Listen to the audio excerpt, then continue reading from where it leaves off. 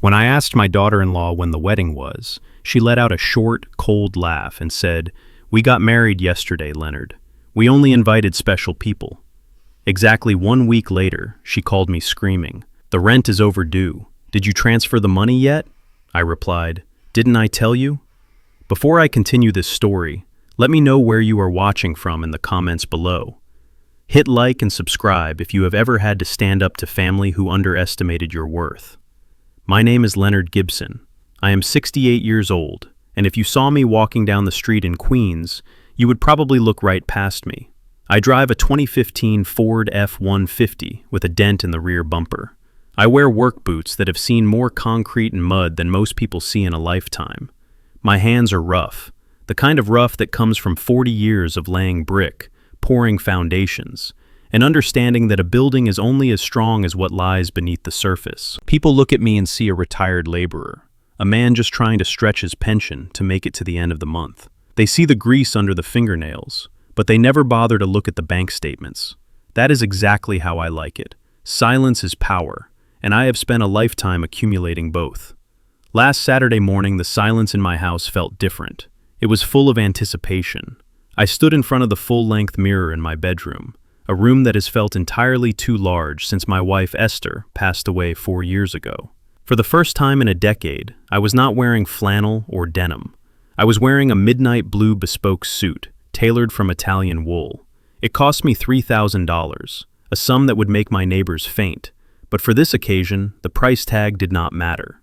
I smoothed the lapels, my rough palms catching slightly on the fine fabric. I looked at myself and saw a man who had made it.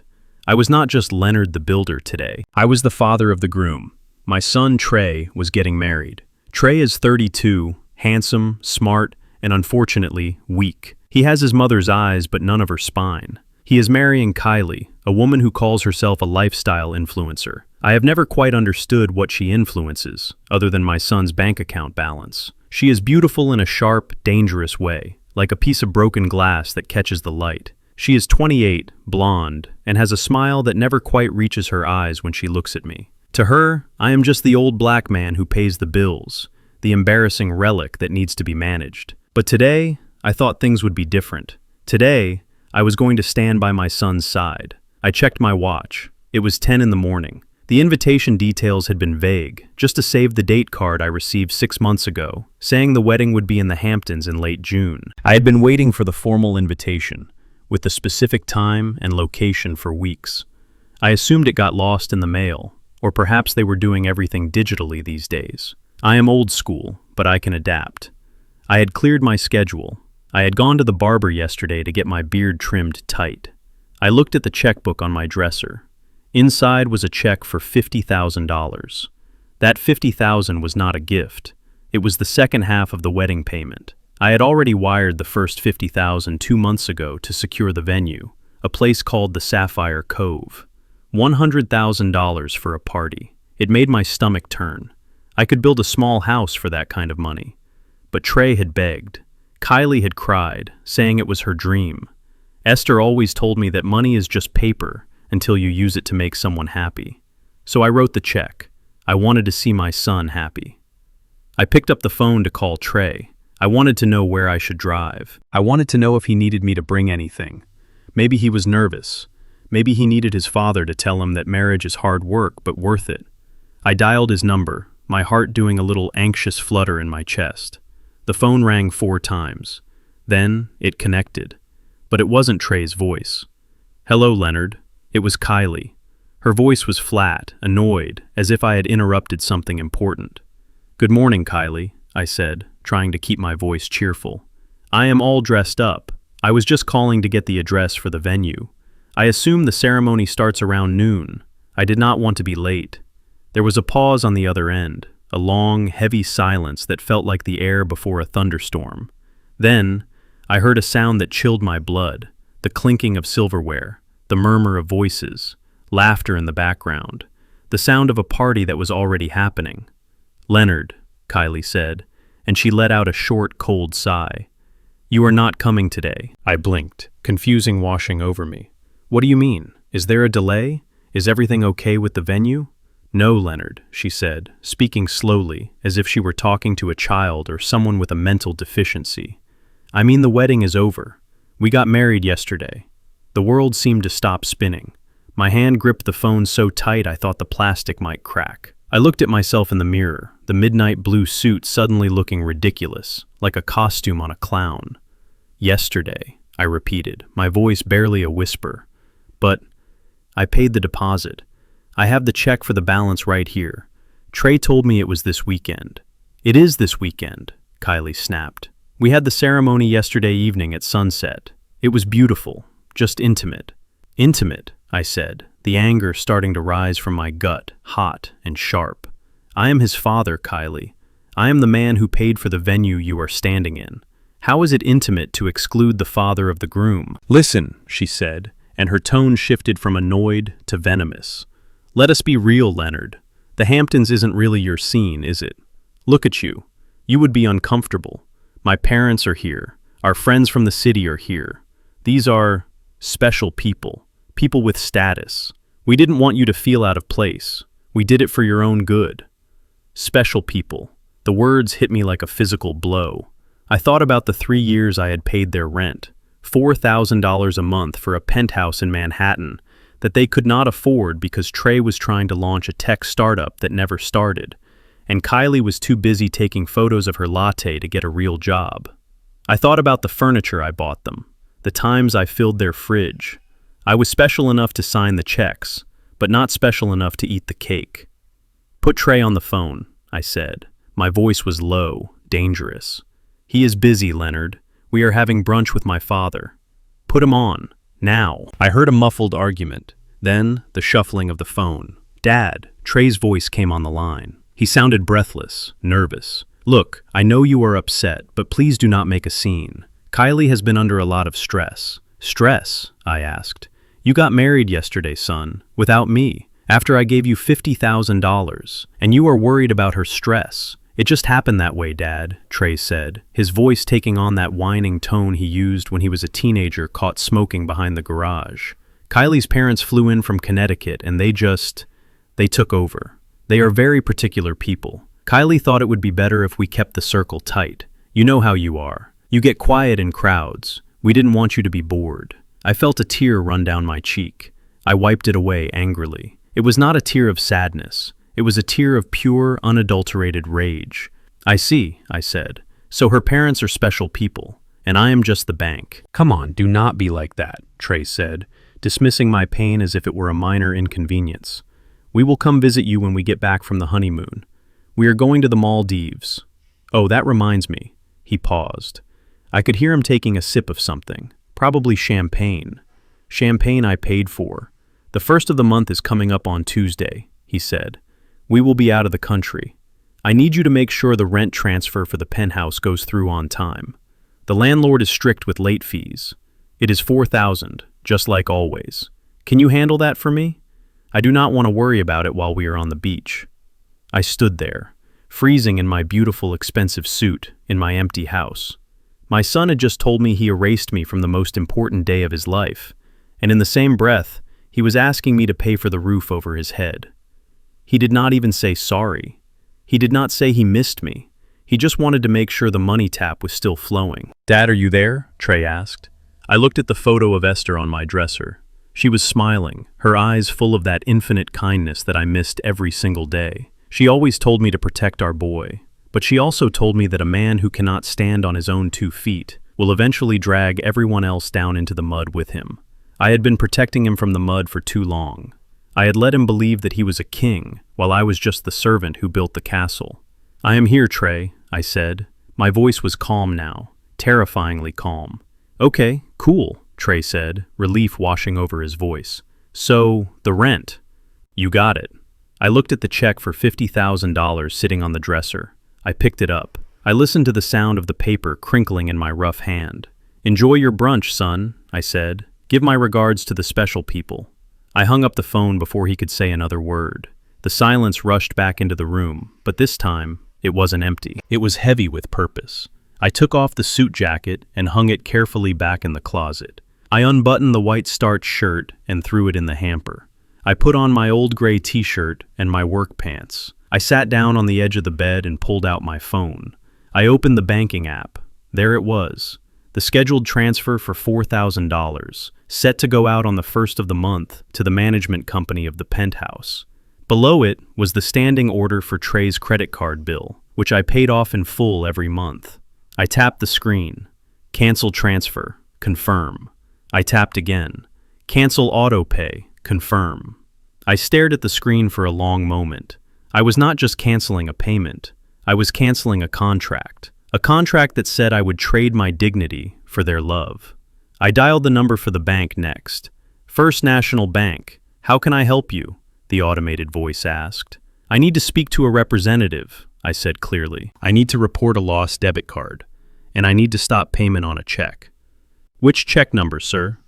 Check number 402, I said.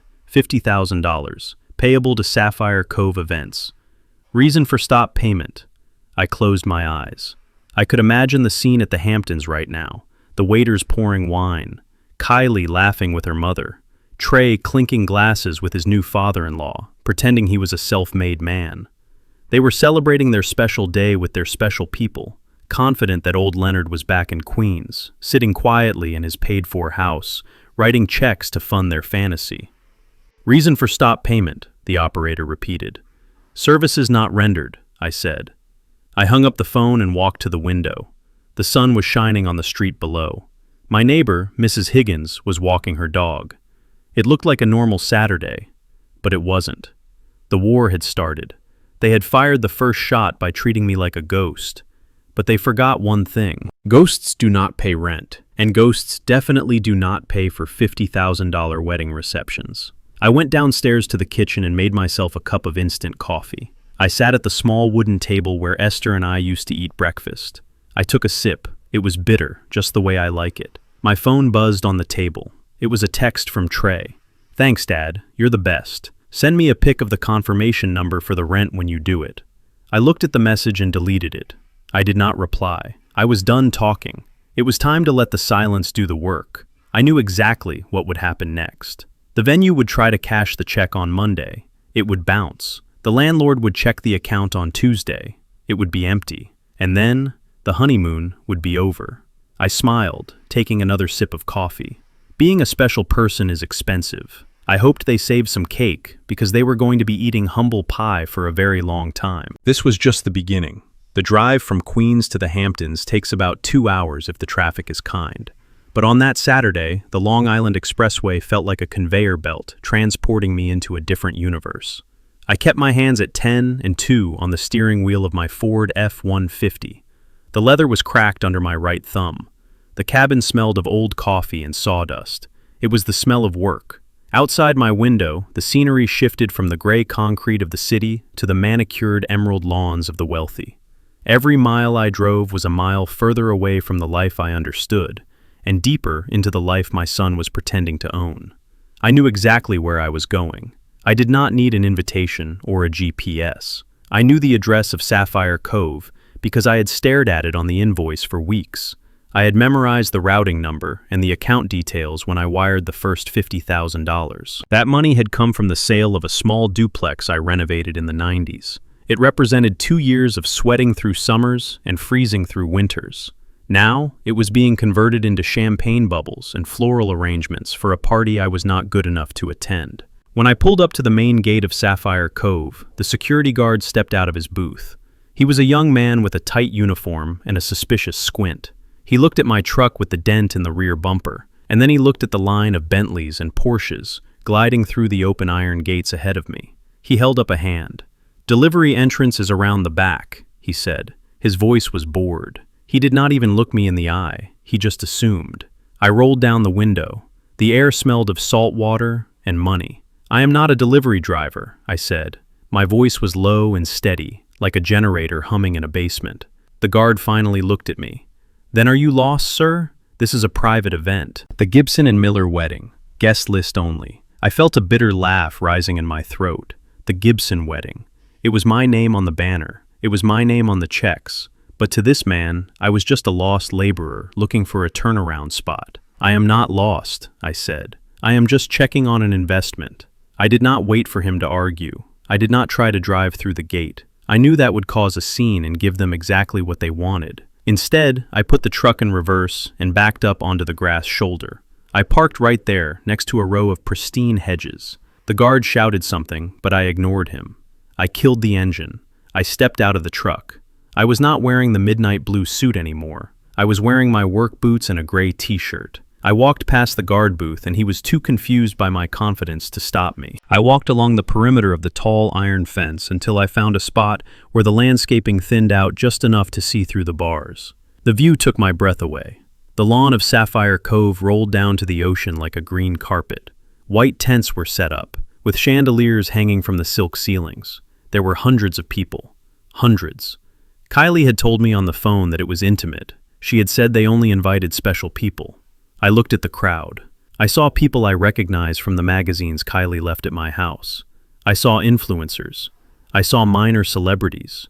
I saw people who looked like they had never worked a day in their lives. And then I saw them. Trey was standing near the head table holding a glass of champagne. He looked like a movie star in his tuxedo. My chest swelled with a painful mix of pride and agony. That was my boy. I taught him how to tie his shoes. I taught him how to throw a baseball. I taught him that a man is only as good as his word. Somewhere along the line, he had forgotten that last lesson. He was laughing at something a tall man with silver hair was saying. That must be Kylie's father, the man who took over, the man who was special enough to be there. Kylie was sitting next to Trey. She looked stunning, I had to admit that. Her dress was a cloud of white lace. She looked like a princess. But even from this distance, I could see the way she surveyed the crowd. She was not looking at her husband with love. She was looking at the audience with hunger. She was feeding on their envy. I pulled out my phone. I saw a notification from Instagram. The algorithm knew I followed my daughter-in-law, even if she pretended I did not exist. She was live streaming. I tapped the screen. The video on my phone was delayed by a few seconds, but the audio was crystal clear. I could hear it coming from the massive speakers set up on the lawn, and then I could hear it again in my hand. Kylie was standing up now, holding a microphone. Her voice was breathy and sweet, the kind of voice that sounds innocent until you listen to the words. "Thank you all for being here," she said. "You are the chosen ones. You are the people who match our vibe. We wanted this day to be perfect. No drama, no baggage, just beauty." The crowd applauded. Trey clapped harder than anyone. "I know some of you asked about Trey's side of the family," she continued, and gave a little sad shrug. "Unfortunately, his father could not be here. He is, well, let us just say he is from a different world. He would not understand this level of elegance. We decided it was kinder to let him stay in his comfort zone." My hand gripped the cold iron bar of the fence. Kinder. She called it kindness. It was a public execution of my character. She was painting me as a simpleton, a man too unrefined to hold a fork correctly. And honestly, she laughed, and the sound was like glass breaking. It is a relief. We wanted to start our marriage with a clean slate. No dead weight, just us and the people who support our vision. Dead weight. The words echoed in my head. I looked at Trey. I waited for him to take the microphone. I waited for him to say, "Actually, my father is the reason we are standing here. My father worked double shifts for 20 years so I could go to college. My father is not dead weight. He is the anchor." But Trey did nothing. He just smiled that weak, practiced smile and raised his glass. "To the future," he said. "To the future," the crowd roared. I stood there outside the gates, gripping the bars until my knuckles turned white. The rage in my chest was so hot, I thought it might burn a hole through my shirt. I wanted to scream. I wanted to shake the bars until they rattled. I wanted to march onto that lawn in my work boots and flip over the table. I wanted to grab the microphone and tell every single one of those special people exactly who paid for the champagne they were drinking. I wanted to tell them about the penthouse. That was the secret weapon they seemed to have forgotten. Trey and Kylie lived in a 3-bedroom penthouse in Manhattan, overlooking Central Park. They told their friends they bought it. They told their social media followers they were investors. But the truth was buried in a leasing agreement stored in a safe in my home office. Trey had bad credit. His student loans, which he never paid, and his failed business ventures had wrecked his score. Kylie had no income on paper. When they tried to rent that apartment, the management company laughed them out of the building. Trey had come to me crying. He said he needed the address to impress investors. He said it was temporary. So I signed. I did not just co-sign. I became the primary leaseholder. My name, Leonard Gibson, is the only reason they have a key to that door. I pay the rent every month via automatic transfer, $4,000. It is a massive chunk of my retirement income, but I did it because Esther always said we have to give our children a head start. I looked at the penthouse as an investment in my son's future. But looking at him now, raising a glass to my absence, I realized I was not investing. I was enabling. I was paying for a stage so they could act like royalty while treating me like the court jester. Kylie was right about one thing. I was dead weight, and if you cut dead weight loose, it stops supporting you. I took a deep breath. The smell of the ocean was suddenly very sharp. I let go of the iron bars. The rust left a red stain on my palm. It looked like dried blood. I could go in there. I could make a scene. But what would that achieve? They would call security. They would look at me with pity and disgust. They would say, "Look at the crazy old man ruining the wedding." Kylie would play the victim. She would cry and get more likes on her video. No, I would not give them a show. I turned my back on the white tents and the music. I walked back to my truck. The security guard was still watching me. He looked relieved that I was leaving. "Have a nice day, sir," he said sarcastically. I stopped and looked at him. I looked him right in the eye. "You enjoy the party, son," I said. "It is going to be a very expensive memory." I climbed into my truck and started the engine. It roared to life, a loud, honest sound in a place full of whispers and lies. I backed out and pointed the nose of the truck towards Queens. As I drove away, I did not feel sad anymore. The sadness had evaporated, leaving behind something cold and hard, like steel. I thought about the calendar. Today was Saturday. The first of the month was Tuesday. That was the day the rent was due. That was the day the management company would try to pull $4,000 from my account. I had already canceled the transfer, but that was not enough. Stopping the payment was just a slap on the wrist. I needed a knockout punch. I thought about the lease agreement. There was a clause on page 12. I remembered it because the leasing agent had pointed it out specifically. It was the owner occupancy clause. It stated that as the primary leaseholder, I had the right to terminate the tenancy of any unauthorized occupants or subtenants with 30 days' notice, or in the case of non-payment immediately. Trey and Kylie were not on the lease. They were listed as occupants, permitted guests, guests who had just uninvited their host. I reached for my phone and dialed a number I had not called in years. It was Saturday, but I knew she would answer. Harper never took a day off.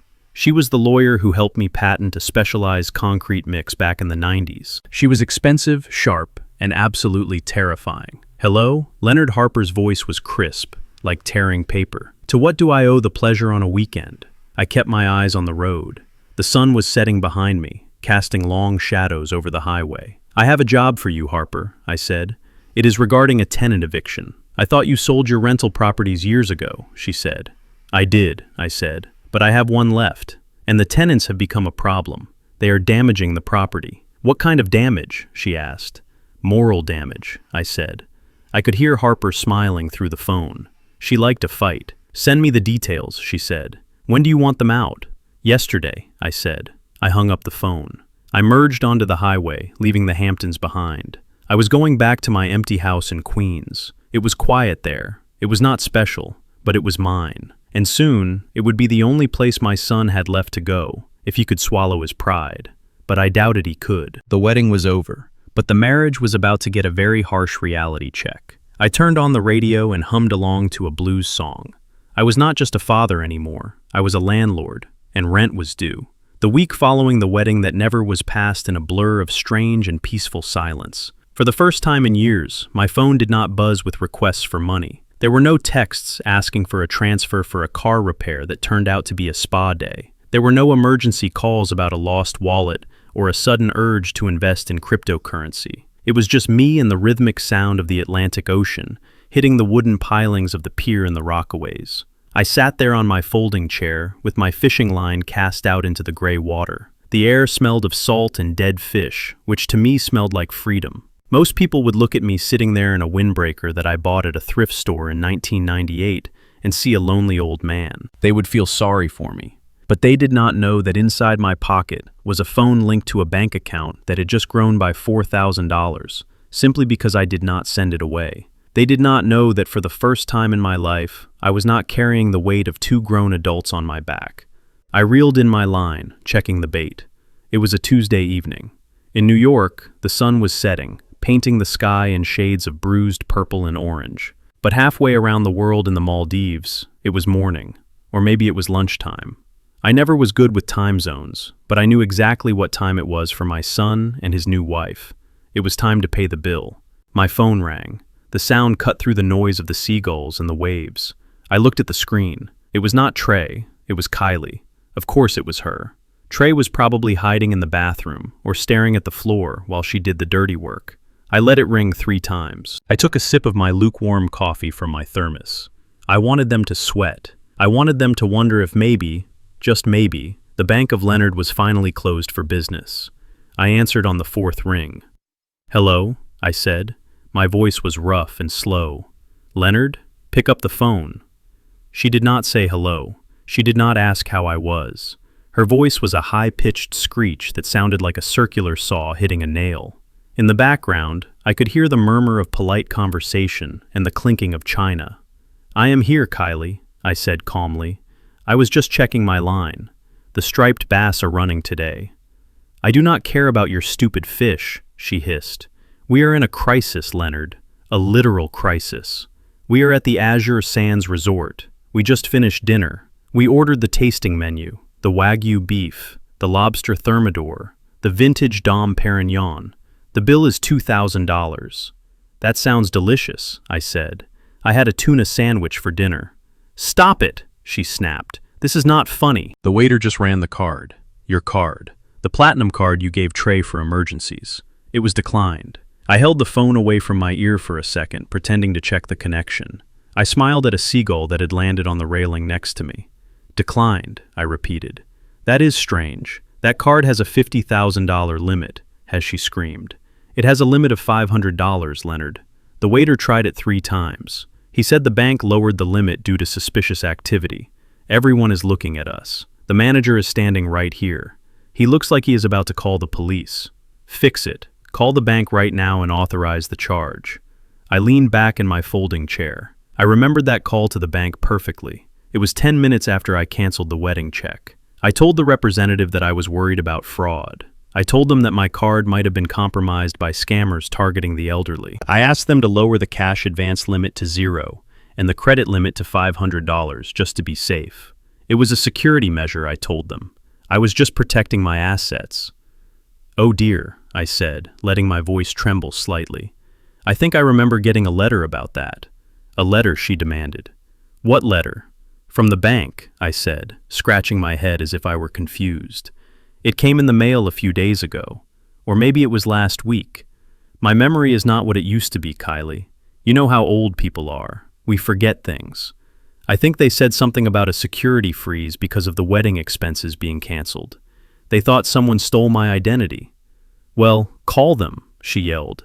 "Call them and tell them it is us. Tell them to lift the freeze. We cannot leave the table. They think we are criminals." "I cannot call them, Kylie," I said. "Why not?" "Because I am fishing," I said.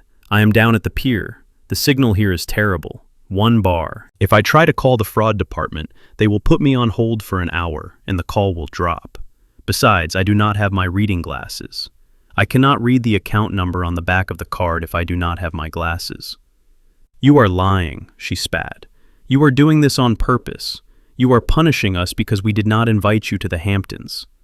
"Punishing you?" I asked, letting a note of hurt enter my voice. "Kylie, that is a terrible thing to say. I am just a confused old man.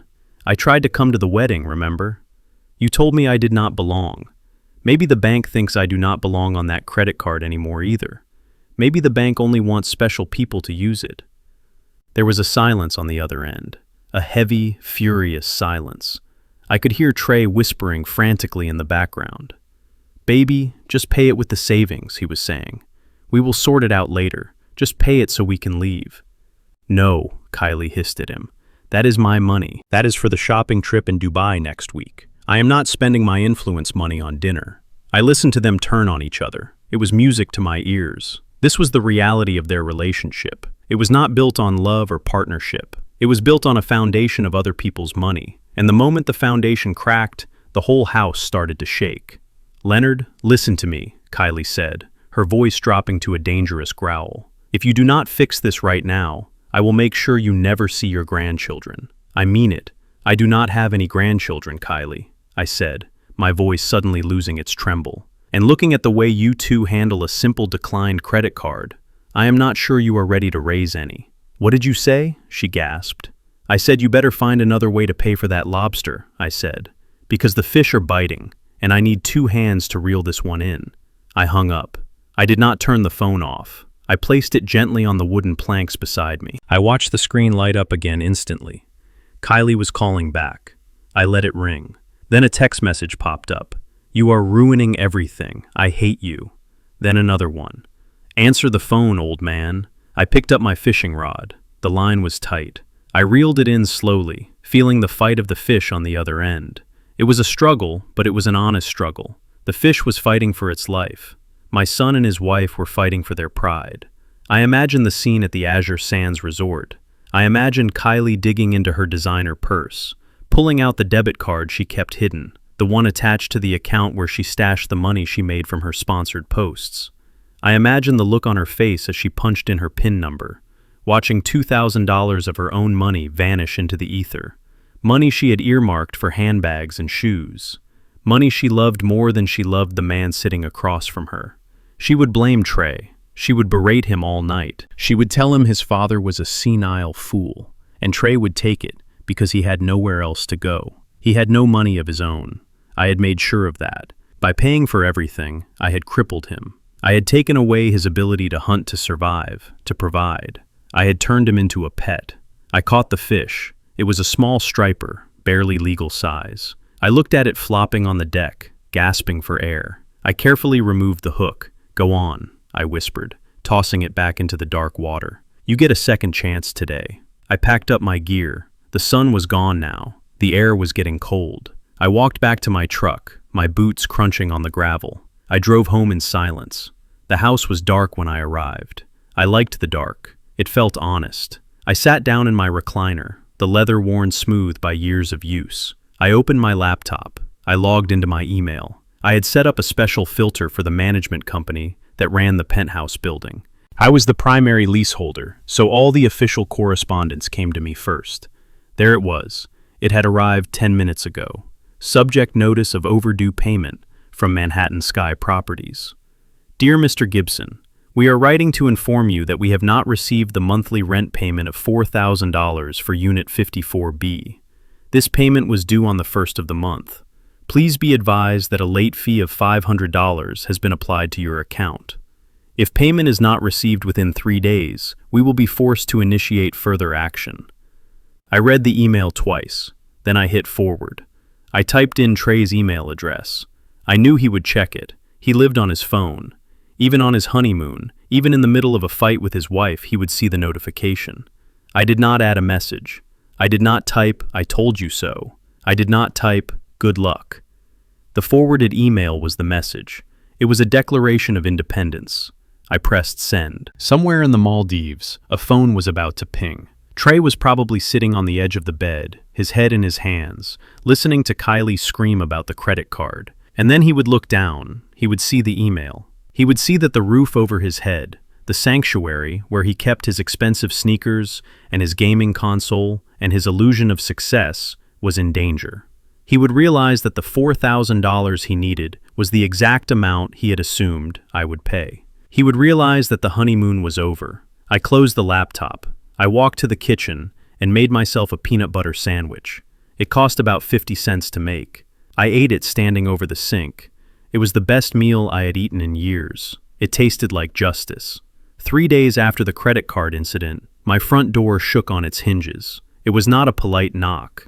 It was not the knock of a son coming to visit his elderly father after a trip abroad. It was the pounding of a debt collector or a police officer serving a warrant. I sat in my recliner in the living room, the same chair I had sat in for 20 years, and took a slow sip of my black tea. I did not get up immediately. I let them pound. I let the wood vibrate. I wanted them to feel what it was like to be kept waiting on the other side of a closed door. "Open the door, Leonard. I know you are in there." It was Kylie. Her voice was muffled by the oak, but the hysteria was unmistakable. She sounded tired. She sounded desperate. And for the first time, she sounded scared. I placed my mug on the coaster. I checked my watch. It was 2 in the afternoon on a Friday. They should have been on a private boat in the Maldives watching dolphins. Instead, they were standing on a porch in Queens, surrounded by the noise of the subway and the smell of exhaust fumes. The Bank of Leonard had closed, and without funding, the vacation was over.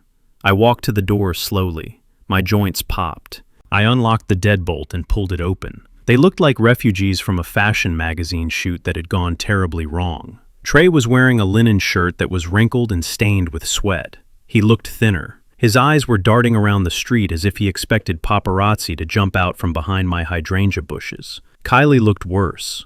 Her designer sunglasses were perched on top of messy hair. She was dragging a Louis Vuitton suitcase that looked too heavy for her. Her tan was uneven, peeling on her nose. They did not say hello. They did not hug me. They pushed past me into the hallway, bringing the smell of stale airplane air and anxiety into my sanctuary. "How could you do this to us?" Kylie screamed before the door was even closed. She dropped her bag on my hardwood floor with a loud thud. The wheels left a scuff mark. I looked at the mark, then I looked at her. "Do what exactly?" I asked, my voice calm and level. "You know exactly what. You embarrassed us. You humiliated us. We had to leave the resort 3 days early because the card was declined again. We had to fly economy. Economy Leonard. Do you have any idea what it is like to sit in the back of the plane with crying babies when you are supposed to be on your honeymoon?" I walked past them and sat back down in my chair. I motioned to the sofa, the one I had bought for them when they first moved in together, which they had rejected because it was not modern enough, so it ended up back here. "Sit down," I said. "You look tired. Economy class must be exhausting for people of your stature." Trey sat down, his head in his hands. Kylie remained standing, pacing back and forth on my rug, her heels clicking aggressively. "And the apartment?" she continued, her voice rising an octave. "We got back this morning and there was a notice taped to the door. A bright orange notice, Leonard. Anyone could see it. The doorman saw it. My friend Jessica lives in the building across the street. She probably saw it with her telescope. It says we have 24 hours to vacate or face legal action. Why didn't you pay the rent?" I looked at my son. He refused to meet my gaze. He was studying the pattern on the rug as if it held the secrets of the universe. "Trey," I said softly, "did you tell her?" "Tell me what?" Kylie snapped, whipping her head around to look at her husband. Trey mumbled something into his hands. "Speak up, son," I said. "He told me to pay it," Kylie said, answering for him. "He said you were just having a banking error. He said you would fix it. But you didn't fix it, Leonard. You ignored us. You ghosted us. Do you have any idea how much stress I am under? My brand relies on image. If people find out we are being evicted, I lose everything." I took another sip of tea. The warmth spread through my chest, but it did not melt the ice around my heart. "You are not being evicted," I said. "Eviction implies you have a right to be there. You are simply guests who have overstayed your welcome, and since I am the one who pays for the welcome, I decided to revoke it." Kylie stopped pacing. She stared at me, her mouth slightly open. She looked like she had never heard the word no in her entire life. "You cannot do that," she whispered. "You are family. That is what families do. They support each other." "Family." I repeated the word, tasting sour on my tongue. "That is an interesting word. I seem to remember a different definition of family last week." I stood up. I am not a tall man, but years of construction work have given me a presence that fills a room when I want it to. I walked over to the mantel above the fireplace. There was a space there, a blank space where a wedding photo should have been. "I asked you where the wedding was," I said, looking at the blank space. "I had my suit ready, I had my gift ready, and you told me it was over. You told me I was not invited." "Oh my God, are you still on about that?" Kylie threw her hands in the air. "Get over it, Leonard. It was just a party." "It was not just a party," I said, turning to face her. "It was a statement. You made a choice. You chose to exclude me. You said it was intimate. You said you only invited special people." I took a step closer to her. She flinched slightly. "I want you to tell me, Kylie. I want you to look me in the eye and tell me exactly why I was not special enough to see my son get married."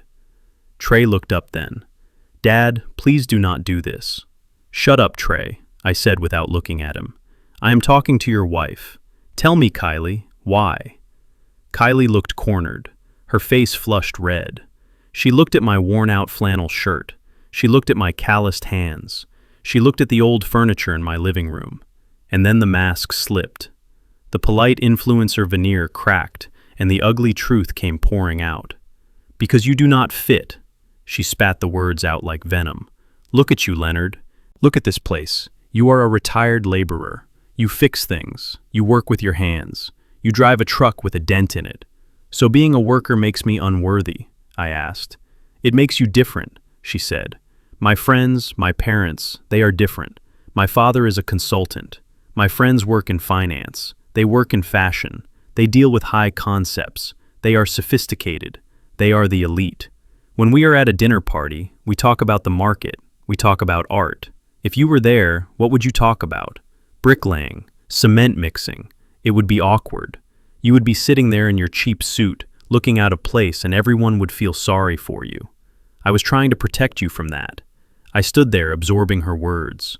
They were meant to hurt. They were meant to make me feel small.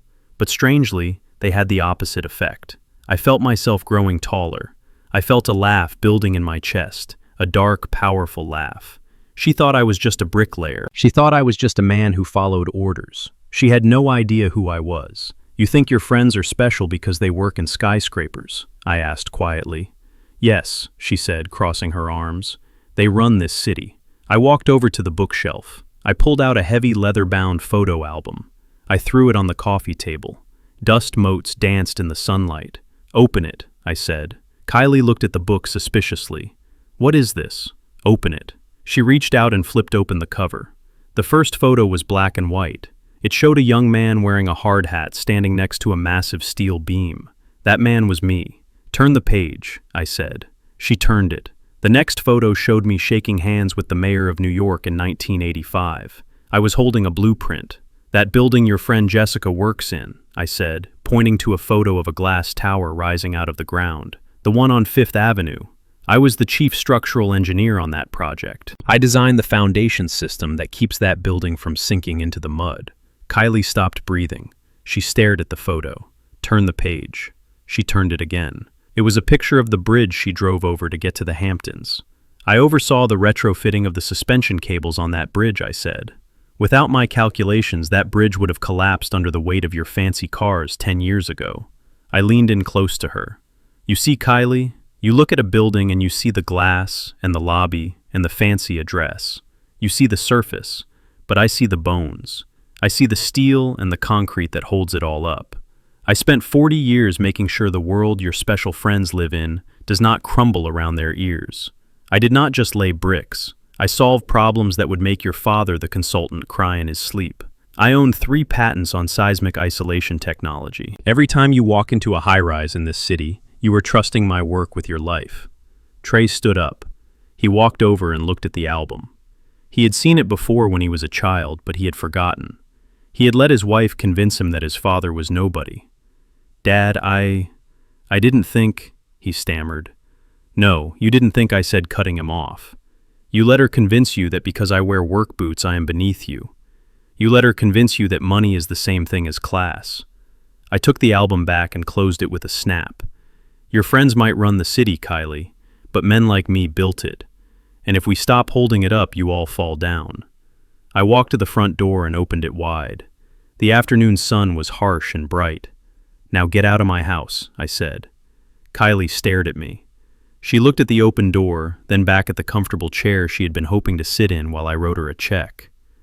"Where are we supposed to go?" she asked, her voice trembling again. "We cannot go back to the penthouse. We have no money for a hotel." "I don't know," I said. "Maybe you can go stay with your special friends. Surely one of them has a guest room for such an elite couple." "But they are busy," she said. "Then go to a shelter," I said. "Or sleep in your car. I hear the seats in a BMW are very comfortable." "You cannot be serious," Trey said, stepping forward. "Dad, this is insane. We are your family. You were my family. I corrected him.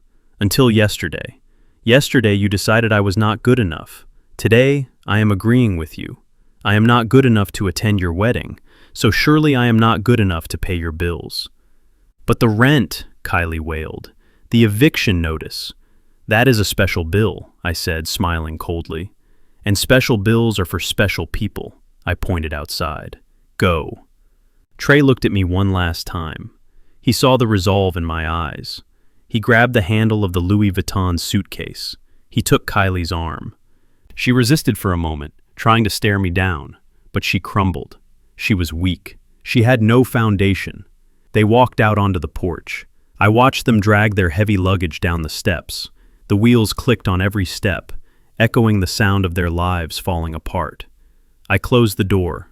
I locked the deadbolt. I slid the chain across. I walked back to my recliner and sat down. My tea was cold, but I drank it anyway. The silence in the house was back, but it was not lonely anymore. It was victorious. I had just cleared the rubble. Now it was time to rebuild. The silence in my house did not last long. It was shattered 3 days later, not by a knock at the door, but by the ringtone of my cell phone. It was a Tuesday morning. I was sitting at my kitchen table dismantling an old toaster. It was a habit I picked up years ago. When things are broken, most people throw them away. I take them apart. I look for the loose wire or the burnt fuse. I try to fix them. But as I stared at the phone buzzing on the table, flashing the name Kylie, I realized that some things are too broken to be fixed. Some things just need to be thrown out. I wiped the grease from my hands onto a rag. I let it ring. I knew exactly why she was calling. Today was the final deadline on the eviction notice. The management company, Manhattan Sky Properties, which was really just a shell company I controlled, had sent a final warning email at 9 in the morning. Pay the $4,000 plus the late fees or vacate the premises immediately. I picked up the phone. I pressed the green button. Hello, Kylie, I said. Where is the money, Leonard? She did not say hello. She did not ask how I was doing. She went straight for the throat. Her voice was high, tight, and vibrating with panic. I could hear traffic in the background. She was probably walking down the street, trying to look composed while her life crumbled around her ankles. Good morning to you too, I said calmly. Stop it, she screamed. Stop with the games. The management company just emailed us. They said they are going to change the locks tomorrow morning. Tomorrow morning, Leonard. Do you hear me? We will be on the street.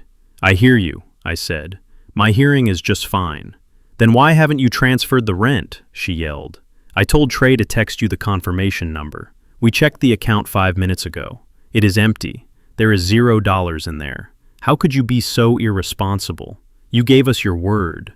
You signed the lease. I leaned back in my chair. I picked up a screwdriver and turned it over in my hand. The weight of it felt good, solid.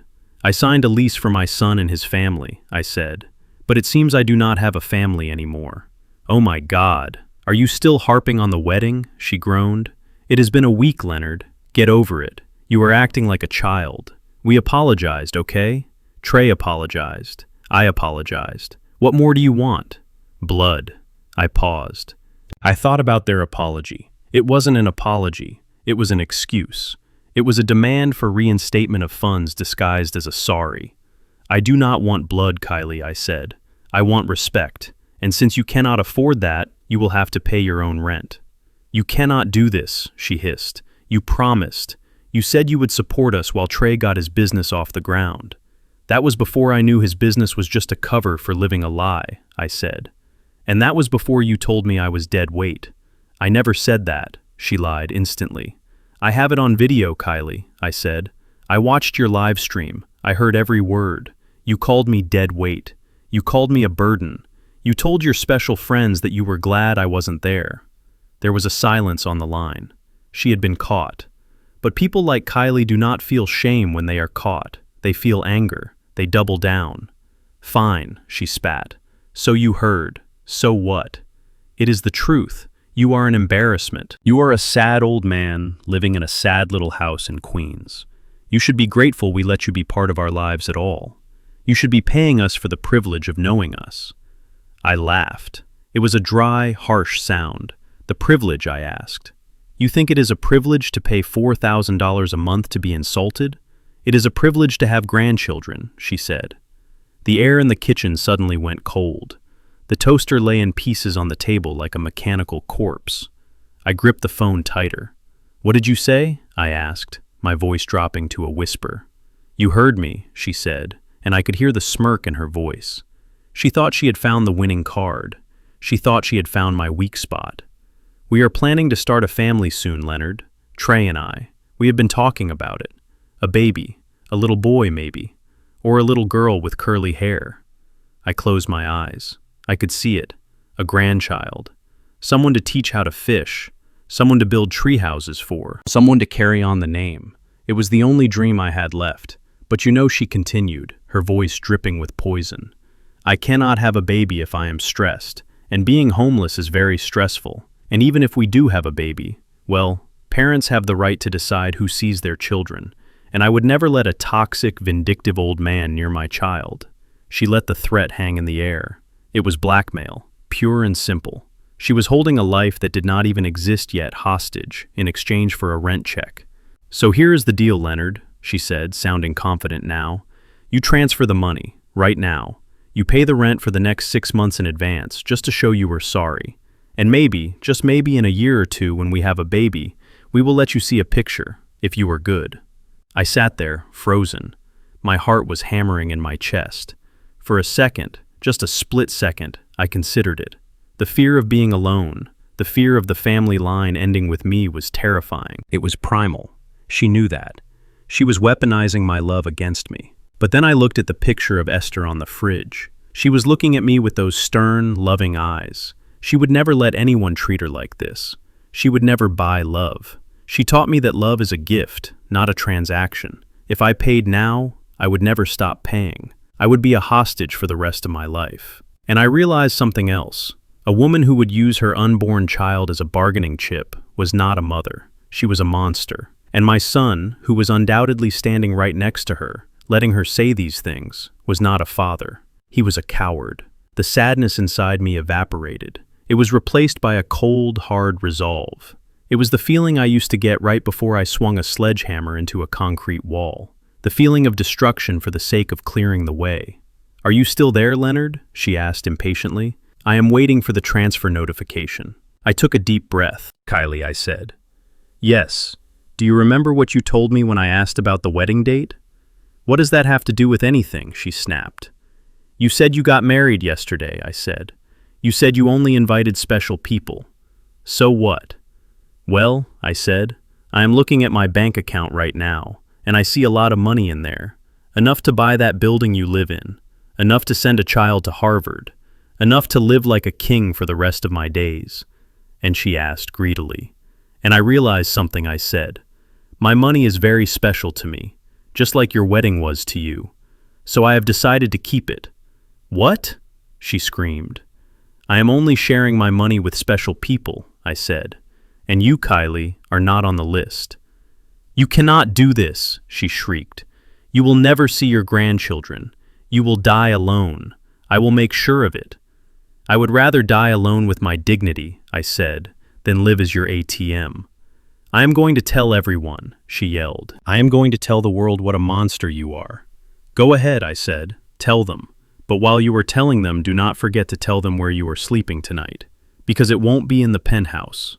I hung up the phone. My hand was shaking. Not from fear, but from adrenaline. It was done. I had cut the cord. The last thread connecting me to the illusion of a family was severed. I sat there for a long time, staring at the broken toaster. I felt light, unbearably light. I had just lost a son and a future grandchild, but I had regained myself. I stood up and walked to the window. The sun was shining on the pavement. It looked like a good day for demolition. I picked up the phone again. I dialed a number I had memorized 30 years ago. "Harper Law Firm," a professional voice answered. "Put me through to Harper," I said. "May I ask who is calling?" "Tell her it is Leonard Gibson," I said. "Tell her the concrete has set." A moment later, Harper's voice came on the line. "Sharp, clear, and ready for war, Leonard," she said. I assumed the tenants did not leave quietly. "They did not," I said. "They tried to blackmail me, Harper. They threatened to keep me away from my grandchildren. There was a pause on the line. Harper knew how much family meant to me. She knew this was the nuclear option. "I am sorry, Leonard," she said softly. "That is low, even for them." "It is," I said, "but it clarified things. I am done teaching lessons, Harper. I am ready to hand out consequences." "What do you want to do?" she asked. "Plan B," I said. "Are you sure?" she asked. "Plan B is aggressive. It involves the trust fund. It involves the property title. Once we pull this trigger, there is no going back. They will be left with nothing, absolutely nothing." I looked at the empty space on the mantel where the wedding photo should have been. I looked at the checkbook that used to pay for their lifestyle. "They made their choice," I said. "They wanted to be independent. They wanted to be special. I am just giving them what they asked for." I took a breath. Execute Plan B, Harper. Close the trust, revoke the lease, and send the eviction team. Not just a letter this time. Send the sheriff. "Understood," she said. "I will file the paperwork within the hour. By tomorrow morning, the locks will be changed." "And Harper," I added. "Yes. Make sure the officers have body cameras," I said. "If they are going to perform for the world, let us make sure the world sees the real show." I hung up the phone. I walked back to the table. I picked up the screwdriver. I looked at the broken toaster. I saw the loose wire. It was a simple fix, really. Just a little solder. Just a little patience. I fixed the toaster in 5 minutes. It popped up perfectly. I could fix machines. I could fix buildings. I could fix foundations. But I could not fix people who were rotten to the core. I put a slice of bread in the toaster and pushed the lever down. I waited for it to pop. Tomorrow morning my son would wake up and realize that the ground beneath his feet was gone. He would realize that the man he called dead weight was actually the only thing holding him up. And when he fell, he would fall hard. I took a bite of the toast. It was dry. It was plain. But it was mine. And tomorrow I would reclaim everything else that was mine too. The morning after I cut them off, I walked out onto my porch to pick up the newspaper. The sun was shining on the quiet streets of Queens, but the air felt heavy. Usually Mrs. Higgins next door waves to me when she is watering her hydrangeas. She has been my neighbor for 20 years. We have shared recipes and shoveled each other's driveways during blizzards. But today, when I stepped out, she looked up, saw me, and immediately turned her back. She dragged her hose to the other side of her yard with a sharp, angry motion. I frowned. I walked down the driveway to get my paper. A car drove past slowly. It was the baker boy from down the street. He rolled down his window and shouted something. "Deadbeat Dad." The words hung in the air like smog. I stood there, holding the newspaper, my heart hammering a strange rhythm against my ribs. I am a lot of things. I am old, I am stubborn, I am tired, but I am not a deadbeat. I have never missed a bill in my life. I have never left a debt unpaid.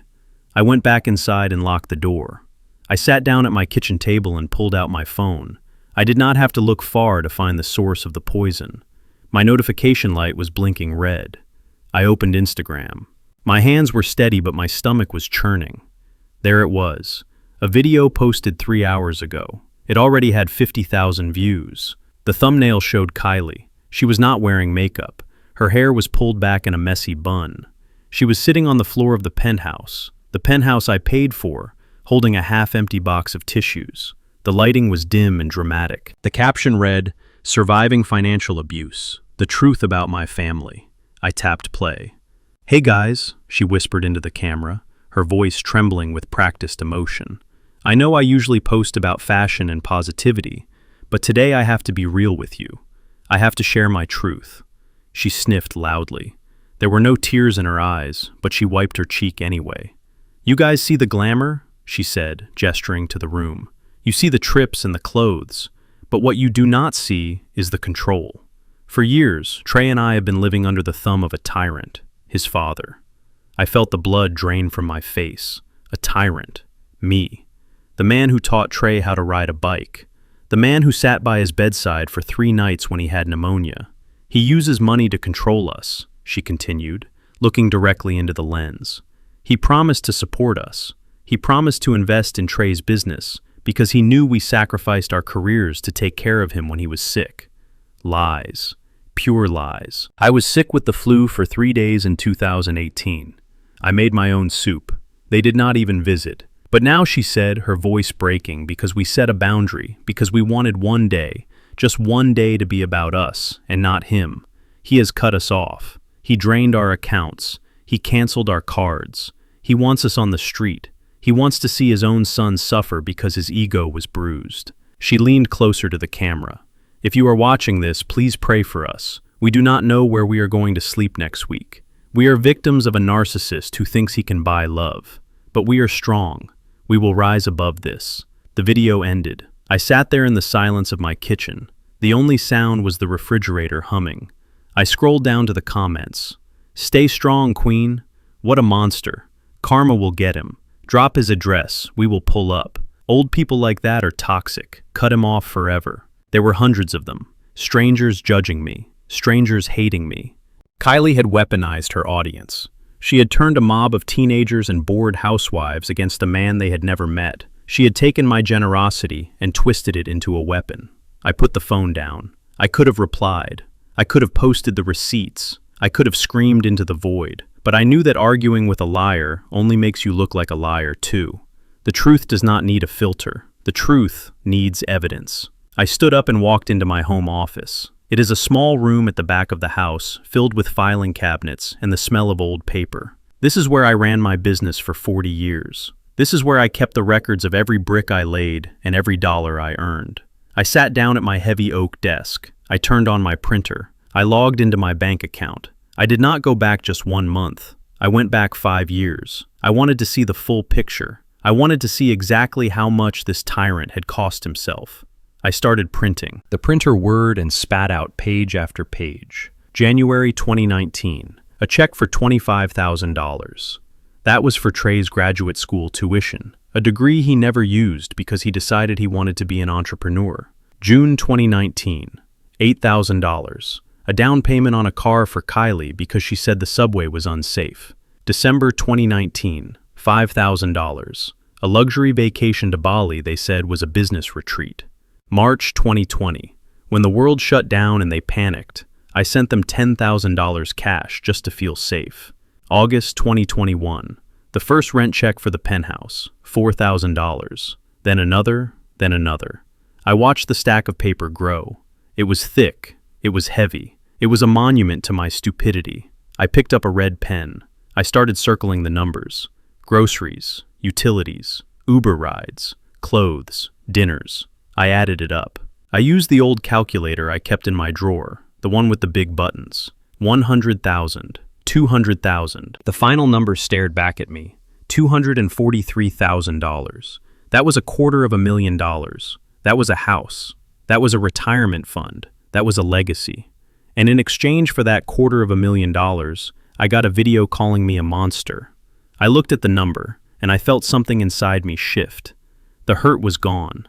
The shock was gone. What was left was the cold clarity of a businessman looking at a bad investment. I had been investing in a sinkhole. I had been pouring water into a bucket with no bottom, and now the bucket was blaming the hose for running dry. Someone knocked on my front door. Then something hit the wood with a wet splat. I walked to the living room window and peered through the blinds. There were egg yolks running down my front door. A group of teenagers was running away down the street laughing. They had seen the video. They thought they were heroes fighting a villain. I walked back to my office. I did not clean the egg. Let it dry. Let it stain. It would serve as a reminder of why I was doing what I had to do.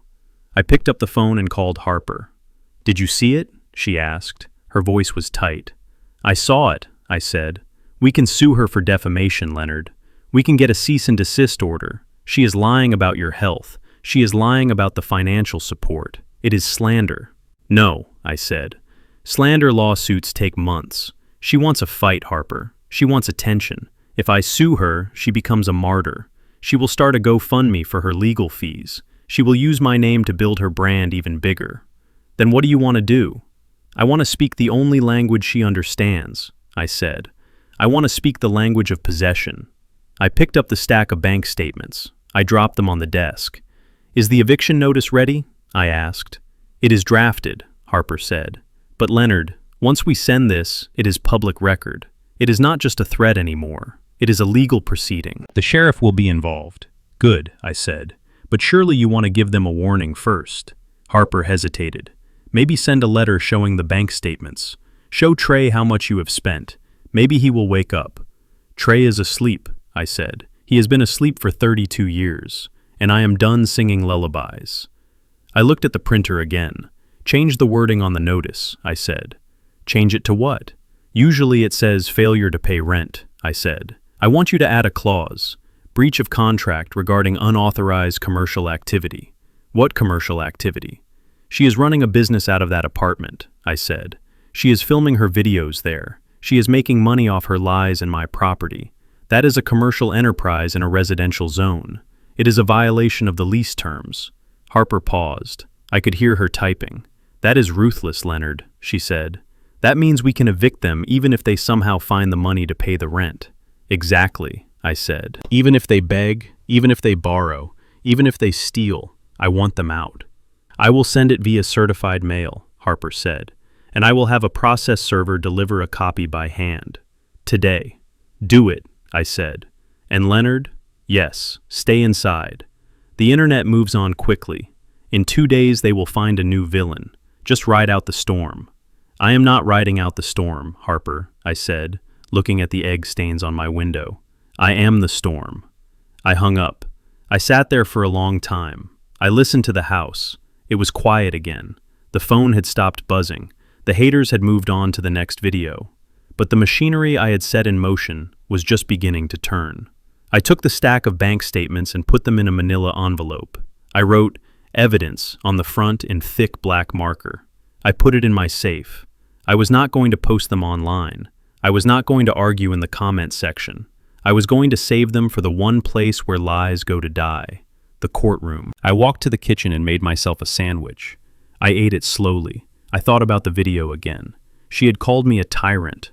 A tyrant rules by fear. A father leads by example. I was about to set the greatest example of my life. I was going to show them that actions have consequences. I was going to show them that the hand that feeds can also take away the plate. The sun went down. The streetlights flickered on. Somewhere in Manhattan, a process server was walking up to a penthouse door. He was carrying a white envelope. Inside that envelope was not a check. It was not a letter of apology. It was reality. And reality does not care how many followers you have. The process server was a man named Tony. I had hired him myself years ago for difficult jobs when tenants refused to leave my commercial properties. He was 6 feet 4 inches tall and built like a vending machine. He did not smile. He did not make small talk. He simply delivered the reality that people spent their whole lives trying to avoid. I was sitting in my office in Queens, staring at the red light on my security monitor. But in my mind, I was standing right there in the hallway of the penthouse. I knew exactly what time Tony stepped off the elevator. It was 10 in the morning on Wednesday. Trey opened the door. He was probably expecting a delivery of takeout food, or maybe a package from a designer store that he had ordered on credit before the cards were cut. Instead, he found a thick envelope being shoved into his chest. "You have been served," Tony said. Trey took the envelope. He looked at the return address, Gibson Holdings, LLC. I chuckled to myself as I imagined his confusion. You see, Gibson is a common name. There are thousands of Gibsons in New York. There is Gibson the actor, Gibson the guitar brand. When people see Gibson Holdings, they think of a faceless conglomerate. They think of a boardroom full of white men in suits sitting in a glass tower downtown. They never think of the black man in work boots sitting in a small house in Queens.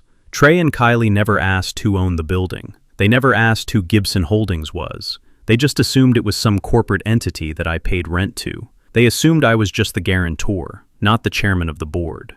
That was their mistake. They saw the world through the lens of their own prejudice. To them, a black man could be a tenant. He could be a janitor. He could even be a middle-class retiree. But a landlord of a Manhattan skyscraper, that was impossible in their narrow view of reality. I looked at the map on my wall. There were 3 red pins stuck into the map of Manhattan. One was on the Upper East Side, one was in Tribeca, and one was the building overlooking Central Park, where my son was currently hyperventilating. 3 buildings. I bought the first one in 1992, when the market crashed and everyone was fleeing the city. I bought the second one in 2001, with the insurance money from a construction accident settlement and a loan from the Small Business Administration. I bought the third one, the one they lived in just 5 years ago. I did not buy them with luck. I bought them with grit. I leveraged my assets. I studied the zoning laws. I fixed the plumbing myself to save money. I became a ghost in my own empire, allowing management companies to handle the day-to-day while I collected the checks and stayed humble. If Trey had ever asked me about my work instead of talking about his brand, he would have known this.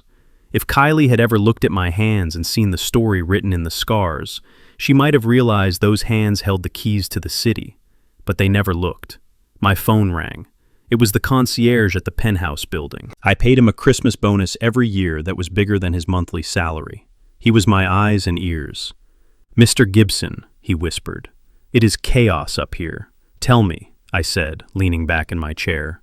"They are screaming," he said. "Mrs. Gibson is throwing things. I heard glass breaking. They came down to the desk 5 minutes ago. They demanded to speak to the owner. I gave them the number for the legal department like you said." "Good," I said. "Did they call?" "They did. They were shouting about a mistake. They said their last name is Gibson, so they must be related to the owner. They thought it was a coincidence. They thought maybe a long-lost uncle owned the place and would show them mercy."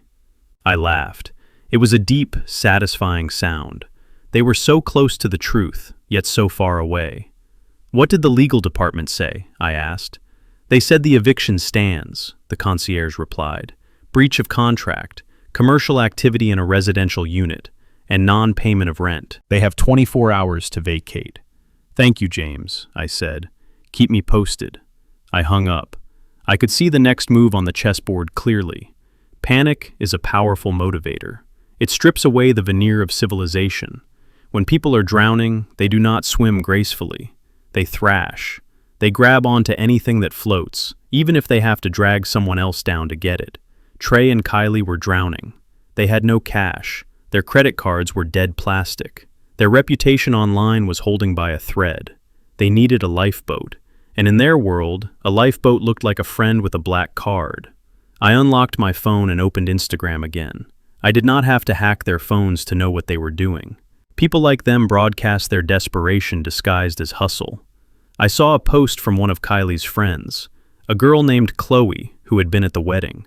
The caption read, "So sad when toxic people ruin your vibe. Sending prayers to everyone dealing with drama today." Kylie had reached out to her. I knew it. She had probably called Chloe, begging for a loan. She probably spun a story about a banking error or a temporary freeze. But people like Chloe smell desperation like sharks smell blood. They do not lend money, they lend emojis. I imagine the conversation. Kylie crying into the phone, asking for $5,000 just to get a hotel and a lawyer. Chloe checking her nails and saying, "Oh babe, I would love to help, but all my liquidity is tied up in crypto right now." Or, "I just bought a new Tesla and things are tight." Then Trey would try his friends, the guys he went to business school with, the guys who drank his champagne and laughed at his jokes when he was picking up the tab. "Hey man," Trey would say, "just a little cash flow issue. My dad is being weird. Can you spot me 10 grand until the trust fund clears?" Trust fund. That was the magic word Trey used to open doors. He always implied there was a massive trust fund waiting for him. He believed it too. He thought the money I gave him was just the interest on some enormous pile of gold I was hoarding. But his friends were not stupid. They saw the eviction notice. They saw the declined credit card at the resort. In their world, if you do not have money, you do not exist. "Sorry, bro," they would say. "Bad timing. Ask your dad." By 4 in the afternoon, the sun was dipping low over Queens, casting long shadows across my desk. The silence from my phone told me everything. They had tapped out their network. The special people were not so special when the bill came due. They were alone. And when you are alone and desperate, you stop thinking like a human and start thinking like a rat. I pulled up the security camera feed from my front porch. I checked the connection. It was crisp and clear. I checked the camera inside my office, the one hidden in the smoke detector. It was recording. I knew they were coming. It was the only move left. I could almost hear the conversation they were having in that penthouse, surrounded by half-packed boxes and broken dreams. "We have nothing," Trey Kylie would be saying, pacing the floor, her eyes wild. "We have nowhere to go. Your friends are fake. My friends are useless. We are going to be on the street." "I know," Trey would say, his head in his hands. "I don't know what to do." "There is one place," Kylie would whisper, One place where the money is, where Trey would ask, looking up, hope flickering in his eyes. Your father's house, she would say. The safe. No, Trey would recoil. We can't. That's stealing. It is not stealing, Kylie would hiss, grabbing his face in her hands. It is yours, Trey. It is your mother's money. He told us he was saving it for you. Remember the trust fund you talk about? It has to be in there. He is just hoarding it. He is keeping what belongs to you, to control you. She would twist the knife. She would rewrite history. He owes us, Trey, she would say. He humiliated us. He ruined our wedding. He made us look like fools. Taking that money is just taking back what he stole from our reputation. It is justice. Trey would hesitate. He was weak, but he was not a criminal. Not yet. But he has an alarm, Trey would say. You know the code, Kylie would press. You lived there for 18 years. Did he ever change it? No, Trey would whisper. He never changes anything. It is still the year Mom died. See, she would smile a predatory smile. It is destiny.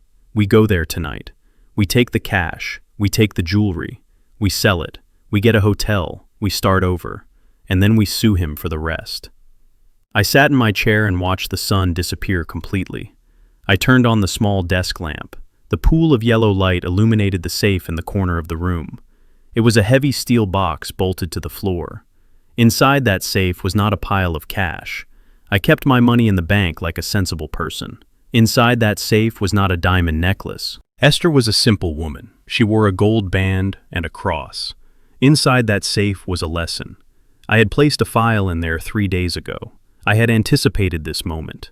I knew my son better than he knew himself.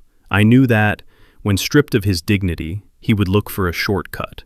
I knew that Kylie would lead him to the edge of the cliff and push him off. I checked the battery on the camera one last time. Come on, son, I whispered to the empty room. Come and get your inheritance. I stood up and walked to the kitchen. I made a sandwich. I ate it standing up. I was not hungry, but I needed strength. Tonight was going to be a long night. I did not lock the back window. The latch was broken. It had been broken for a week. I could have fixed it in 5 minutes, but I left it. I wanted them to get in. I wanted them to feel the rush of success. I wanted them to touch the cold steel of the safe. I wanted them to type in the code. Because the moment that safe opened, the trap would snap shut. And it wasn't a trap made of steel bars. It was a trap made of paper. A trap made of truth. I went upstairs to my bedroom. I turned off the lights. I sat in the dark by the window watching the street, waiting for the rats to come home. The clock on my nightstand read 2:14 in the morning when I heard the sound. It was a sound I had been waiting for all night, but hearing it still felt like a knife twisting in my gut. It was the distinct scrape of aluminum against vinyl. The kitchen window, the one with the broken latch. I was sitting in the dark in my bedroom upstairs. I was fully dressed. I was wearing my best shirt and slacks. I sat in the armchair by the window, looking at the monitor of my security system. The screen cast a pale blue light on my hands. My hands were steady, but my heart was beating a slow, heavy rhythm. It was the rhythm of a funeral march. On the screen I saw them. They looked like clumsy shadows in the moonlight. One figure was boosting the other up through the window. I watched my son Trey struggle to pull his weight over the sill. He looked terrified. He kept looking over his shoulder at the empty street. Behind him, Kylie was pushing his legs, her face a mask of desperate determination. She was wearing black, trying to look like a cat burglar, but she just looked like a greedy woman breaking into a house she thought she was too good to visit. I watched them tumble onto the kitchen floor. I could have gone down there right then. I could have shouted. I could have turned on the lights and scared them off, but I stayed seated. I needed them to commit the act. I needed them to cross the line from ungrateful children to criminals. There is a legal difference, and tonight I was teaching a lesson in law. I picked up my phone. I sent a single text message to the number I had saved as Officer Miller. They are inside. Then I watched. They moved through the kitchen with flashlights, beams cutting through the darkness of the home where Trey grew up. They walked past the height chart penciled on the doorframe. They walked past the table where we used to eat Sunday dinner. They did not look at any of it. They were not here for memories. They were here for loot. They headed straight for my office. I switched the camera view on my tablet. The office was bathed in the infrared glow of the night vision camera. I saw them enter. Kylie was leading the way now. She was frantic. She began pulling books off the shelves. She swept my papers onto the floor. She was looking for a wall safe, but she would not find one there. "Where is it?" she hissed. Her voice was tinny through the microphone. "You said it was in here." "It is behind the painting," Trey whispered. "The one of the bridge." I watched my son walk over to the painting of the Brooklyn Bridge. I had bought that painting when I got my first foreman job. He took it off the wall and set it on the floor. Behind it sat the steel face of the safe. Kylie let out a small gasp of triumph. "Open it," she ordered. Trey hesitated. I saw his hand tremble as he reached out to touch the cold metal. This was the moment of truth. This was the moment he could still turn back. He could say no. He could walk away. "What is the code?" she asked. "It is Mom's birthday," Trey said softly. I closed my eyes. Of course he remembered that. He used to help me buy her flowers every year on that date. Now he was using her memory to rob her husband. "Do it," Kylie urged. I watched him dial the numbers. Right, left, right again. Click. The sound was loud in the silence of the house. The handle spun. The heavy door swung open. Kylie pushed Trey aside and reached into the dark cavern of the safe. Her hands were greedy claws. She was expecting stacks of cash. She was expecting the millions she convinced herself I was hiding. She was expecting velvet bags of diamonds. She pulled out a single thick manila envelope. "Is that it?" she asked, staring at the envelope. "Where's the rest?" "Check the back," Trey said, shining his light into the safe. "It is empty," Kylie said. Her voice rose in panic. "It is empty, Trey. There is nothing else in here, just this stupid envelope." "Open it," Trey said. "Maybe the bonds are inside. Maybe it is a check." Kylie ripped the envelope open. Papers spilled out onto the floor. She fell to her knees, scrambling to pick them up. She held them under the beam of the flashlight. I watched her face on the monitor. I saw the confusion first, then the shock, then the horror. "What is this?" she whispered. "Read it," Trey said. "It is a deed," she said. "A property deed." "For what house?" Trey asked. "Is it this house?" "No," Kylie said. Her voice was shaking. "It is the deed to Unit 54B at the Parkview Towers." Trey froze. "That is our apartment," he said. Kylie turned the paper over. Her eyes were scanning the legal text frantically. "Owner," she read. "Gibson Holdings, LLC. Sole proprietor, Leonard Gibson." The silence in the room was heavy enough to crush bone. I watched the realization wash over them. They were standing in the home of the man they had mocked, holding the proof that he owned the roof over their heads. They had called me a peasant while living in my castle. "But there is more," Trey said, picking up another document. "This one says, Trust Fund. Open it," Kylie said, hope flaring in her eyes again. "How much is in it?" Trey opened the folder. It was thin. There was no bank statement inside. There was just a single sheet of paper with my handwriting on it. "It is zero," Trey said, his voice hollow. "What do you mean, zero?" Kylie snatched the paper from him. "Read the conditions." Trey pointed to the bottom of the page. Kylie read it out loud, her voice trembling with rage. "This trust fund is revocable. Assets are to be distributed only upon the beneficiary displaying traits of integrity, humility, and respect for family. In the event of betrayal or abandonment, all assets revert to the Esther Gibson Charity for Homeless Youth." She stared at the paper. Then she screamed, a primal sound of pure frustration. She crumbled the paper and threw it at the safe. "He played us," she shrieked. "He played us the whole time. He has the money, Trey. He has millions. He owns the building. He owns everything. And he cut us out. We have to go," Trey said, standing up. "We have to get out of here." "No," Kylie yelled. "We are not leaving empty-handed. There has to be something else. Look in the drawers. Look under the desk." She began tearing the room apart. She flipped over my chair. She smashed a lamp. She was a tornado of entitlement and fury. That was enough. I stood up. I walked to the door of my bedroom. I walked down the stairs. My steps were heavy and deliberate. I did not sneak. I wanted them to hear me coming. I reached the bottom of the stairs. I could hear them in the office. Kylie was sobbing now, swearing at Trey, calling him useless. I walked to the hallway switch. I took a deep breath. I flipped the switch. The floodlights in the hallway and the office blazed to life, blindingly bright. Trey and Kylie spun around, shielding their eyes. They looked like rats caught in a trap. I stood in the doorway. I was not holding a weapon. I did not need one. Behind me, the front door opened. Officer Miller and 2 other uniformed officers stepped into the hallway. Their hands were on their belts, their faces grim. "Hello, son," I said. My voice was calm. "Dad." Trey gasped. He dropped the flashlight. It rolled across the floor, the beam spinning wildly. "Leonard," Kylie said, blinking rapidly. "Leonard, thank God you are here. We heard a noise. We saw someone breaking in. We came to check on you." I looked at her. The audacity was breathtaking. She was standing amidst the wreckage of my office, holding my property deed in her hand, and she was trying to lie her way out of it. "Save it, Kylie," I said. "The cameras have audio." Her face went pale. She looked at the camera in the corner, the red light blinking steadily. "You set us up," she whispered. "I did not set you up," I said, walking into the room. "I simply left the window unlocked. You made the choice to climb through it." Officer Miller stepped forward. "Trey Gibson, Kylie Gibson, you are under arrest for breaking and entering, burglary, and destruction of property." "Wait," Trey yelled, holding up his hands.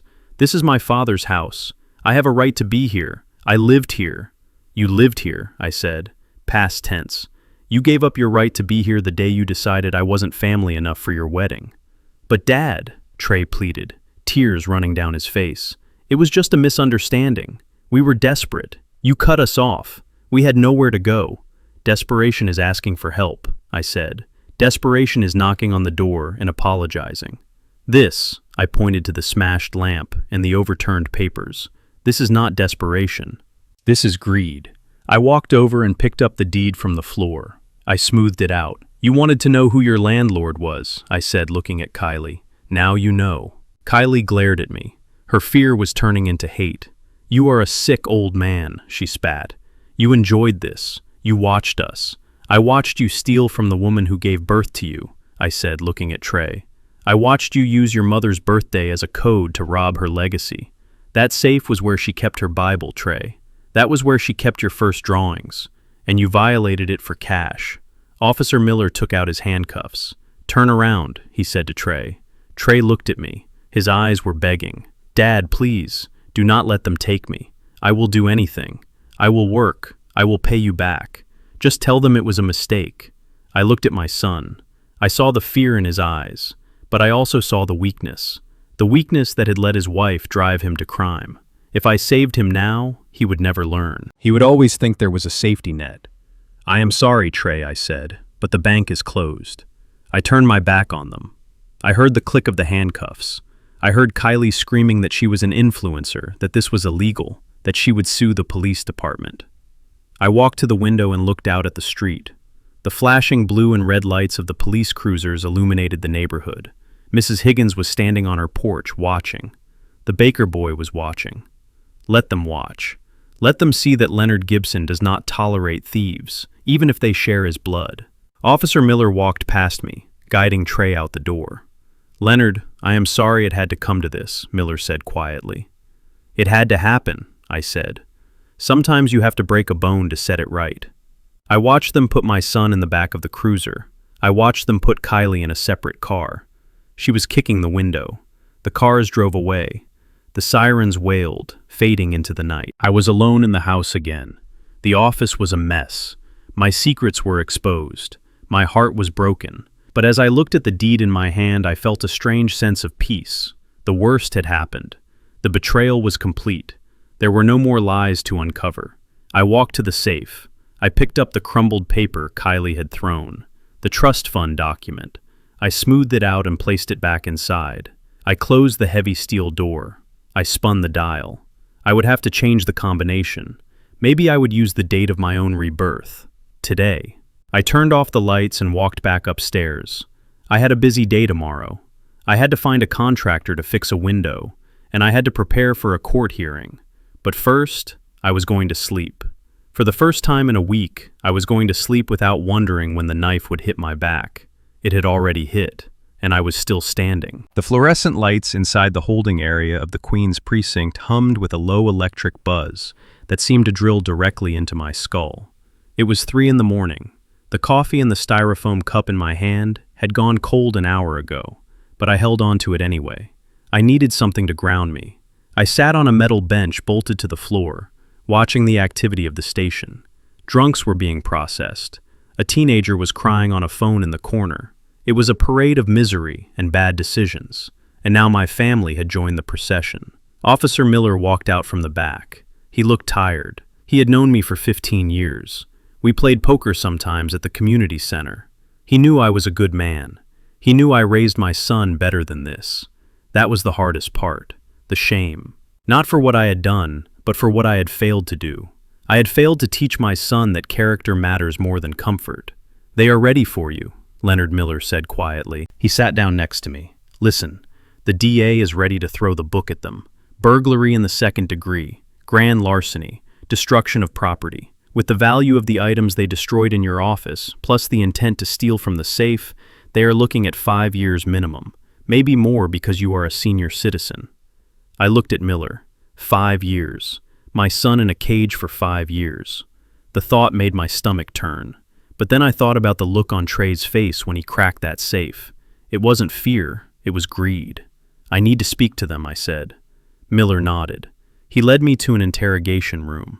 It was a small gray box with a table and a mirror that everyone knew was not just a mirror. Trey and Kylie were sitting on opposite sides of the table. They were still handcuffed. Trey looked like a ghost. His skin was gray, his eyes red and swollen. He was staring at his hands, the hands that used to hold mine when we crossed the street. Now they were shackled. Kylie looked different. She did not look sorry. She looked like a trapped animal waiting to bite. Her makeup was smeared, but her jaw was set in a line of defiance. She was already calculating. She was already spinning the story in her head. I walked in. Miller stood by the door, his hand resting on his belt. I sat down at the head of the table. I placed my cold coffee cup in the center. The sound of the styrofoam hitting the metal table was the only noise in the room. "Dad," Trey whispered. His voice cracked. "Dad, I am so sorry. I do not know what happened. We were scared." "Scared," I repeated. "You were not scared, Trey. You were entitled. You thought the world owed you something. You thought I owed you something." I looked at Kylie. She glared back at me. "You set us up," she hissed. "This is entrapment. My lawyer will have a field day with this." "You do not have a lawyer, Kylie," I said calmly. "You have a public defender because you cannot afford a private attorney. And you do not have a case because I have video of you smashing my office and ordering my son to crack a safe." She fell silent, but her eyes were still burning. I took a folded piece of paper out of my pocket. It was a document Harper had emailed to the station printer 10 minutes ago. She was efficient, that woman. "I have a proposal," I said. Trey looked up, hope flickering in his eyes. "I am listening," he said. "I am willing to drop the charges," I said. "I will tell the district attorney that this was a family dispute that got out of hand. I will decline to prosecute for the burglary." "Oh, thank God," Trey sobbed. He put his head on the table and wept. "Thank you, Dad. Thank you." But I continued raising my voice slightly to cut through his tears. "There are conditions." "Conditions?" Kylie asked, narrowing her eyes. "First," I said, pointing to the paper, "you will sign this quitclaim deed immediately. It formally relinquishes any claim you think you have to the penthouse. You will agree that the lease is terminated effective immediately." "We will sign it," Trey said quickly. "We will sign anything." "Second," I said, "you have 24 hours to remove your personal belongings from the apartment. Anything left after 24 hours will be donated to charity. And I mean everything. The clothes, the furniture, the electronics." 24 hours, Kylie shouted. "That is impossible. We have so much stuff. We need a moving crew. We need time." "Then you can take your time in a jail cell," I said. "Those are the terms." I looked at Trey. "And third," I said, "you will agree to a restraining order. You will not come within 500 feet of my house or my person unless invited." Trey flinched, as if I had slapped him. "A restraining order, Dad? Against your own son? You broke into my house, Trey," I said. "You violated my sanctuary. You proved that you are dangerous to me. Not physically, maybe, but emotionally you are a hazard." I slid the paper and a pen across the table toward Trey. "Sign it," I said, "or Miller takes you to central booking, and you wait for arraignment." Trey picked up the pen. His hand was shaking so bad he could barely hold it. He looked at the paper. He looked at me. Then he looked at Kylie. "Baby," he said, "we have to sign. We have to get out of here." Kylie looked at the paper. Then she looked at me. A strange look crossed her face. It was a look of cold calculation. She realized that signing the paper meant they were homeless. It meant they were broke. It meant the game was over. And she realized something else. She realized that without the penthouse and without my money, Trey was nothing to her. He was just a man with a criminal record and bad credit. "I am not signing that," she said, leaning back in her chair. "What?" Trey asked. "Kylie, are you crazy? We will go to prison. You will go to prison," she said, correcting him. The room went deadly silent. "What do you mean?" Trey asked, his voice trembling. "I mean, I did not break into the safe," she said, her voice steady and loud. "You did. I stood there and watched. I told you not to do it. I told you it was wrong. But you insisted. You said it was your mother's money. You forced me to come inside." Trey stared at her. His mouth fell open. He looked like he had been shot in the chest. "Kylie, that is a lie," he whispered. "It was your idea. You climbed through the window first." "I was scared," she said, turning to look at Officer Miller. "I was afraid of him, officer. He has a temper. He made me do it. I am a victim here." I watched her with a mixture of disgust and fascination. This was the woman my son had married. This was the woman he had chosen over me. She was throwing him to the wolves to save her own skin. She was willing to let him rot in prison as long as she could play the innocent influencer who was dragged down by a toxic man. "Kylie, tell the truth," Trey pleaded. "The video." "Dad has the video." "The video shows me looking for papers," she said. "It shows you cracking the safe. It shows you holding the flashlight. It shows you committing the crime. I was just a witness." She turned to me, a smug smile playing on her lips. "So you see, Leonard," she said, "you can send your son to jail if you want, but you have nothing on me. I am walking out of here, and I am going straight to the press. I will tell them how you and your son conspired to frame me." I looked at Miller. He was shaking his head slowly. He had seen a lot of bad people in his life, but Kylie was in a league of her own. "Is that your statement, ma'am?" Miller asked, stepping forward. "Yes, it is," she said, lifting her chin. "I want to file a complaint against Trey Gibson for coercion, and I want to be released immediately." Miller looked at me. I nodded. I did not need to say anything. We both knew what was coming. Miller walked over to Kylie. He unclipped a set of keys from his belt. "Stand up, Mrs. Gibson," he said. She stood up, smiling triumphantly at Trey. "I told you I always win," she whispered to him. Miller took her arm. He did not unlock the handcuffs. Instead, he tightened his grip. "Kylie Gibson, you are under arrest," Miller said, his voice booming in the small room. "What?" she shrieked. "You cannot arrest me. I just told you I am innocent." "You are under arrest for conspiracy to commit burglary," Miller said, "and for providing a false statement to a police officer, and for obstruction of justice." He began to lead her toward the door. "Get your hands off me," she yelled. "Do you know who I am? I have 1,000,000 followers. I will ruin you." She spun around and kicked Miller in the shin. It was a sharp, vicious kick with the heel of her boot. Miller grunted, but did not let go. "And now you are under arrest for assaulting a police officer," Miller added calmly. "That is a felony, ma'am." "No!" she screamed as he dragged her out. "Trey, tell them. Tell them I didn't do it. Leonard, help me." I sat there and watched her disappear into the hallway. Her screams echoed off the concrete walls. "I am famous.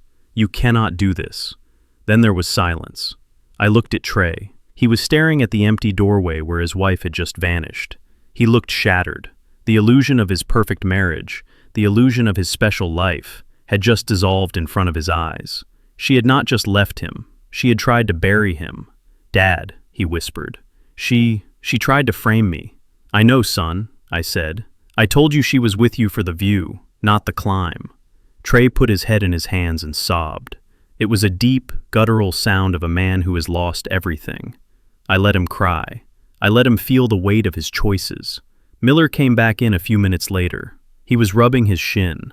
"She is in a holding cell," he said.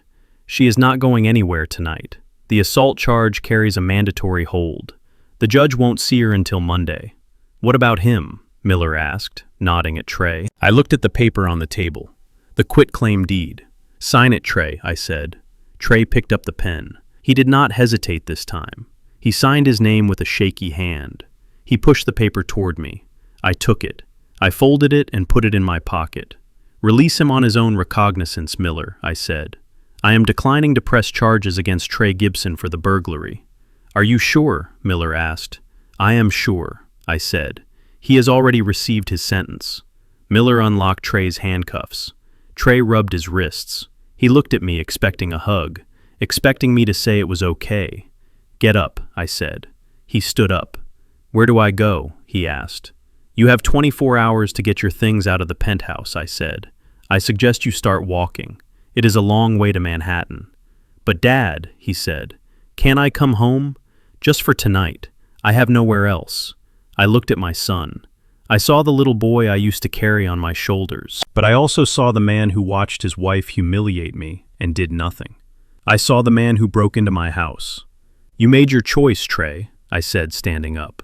"You chose her. Now you have to live with the consequences of that choice." "But she is in jail," he said. "And you are free," I said. "That is the only gift I am giving you today. Do not waste it." I walked out of the interrogation room. I did not look back. I heard Trey calling after me, but I kept walking. I walked out of the station into the cool night air. The city was quiet. I took a deep breath. It smelled of exhaust and rain. I walked to my truck. I got in and started the engine. I had saved my son from prison, but I could not save him from himself. That was a job only he could do. As for Kylie, she was exactly where she belonged, in a place where likes and followers meant nothing, and the only reality was 4 concrete walls and a toilet made of steel. I put the truck in gear and drove home. I had a busy day ahead. I had to change the locks on a penthouse, and I had to start looking for a new charity to support. Gibson Holdings was about to have a vacancy, and I had big plans for it. The morning sun hit the glass facade of the Parkview Towers with a brilliance that hurt my eyes. It was 8 o'clock on a Thursday morning. The city was waking up. People were rushing to work, grabbing coffees, hailing taxis, chasing the American dream. I sat in my truck parked across the street, watching the building entrance. I was not chasing a dream today. I was ending a nightmare. I watched a large white van pull up to the service entrance. On the side in block letters it read, "Tony and Sons Junk Removal." Not a moving company, a removal service. There is a difference. Movers wrap your china in bubble wrap. Movers treat your furniture with respect. Junk removal crews treat everything like it is already broken. I got out of the truck. I was wearing my work boots and my canvas jacket. I walked across the street. The doorman James saw me coming. He tipped his hat. He knew who I was now. The secret was out. The man in the flannel shirt was the man who signed his paychecks. "Good morning, Mr. Gibson," James said. His eyes were wide. He looked nervous. "Good morning, James," I said. "Is the freight elevator ready?" "Locked and loaded, sir," James said. I walked into the lobby. The marble floor echoed under my boots. I nodded to Tony, who was waiting by the elevator with 4 men who looked like they could bench press a small car. "Let us go up," I said. The elevator ride to the 54th floor was silent.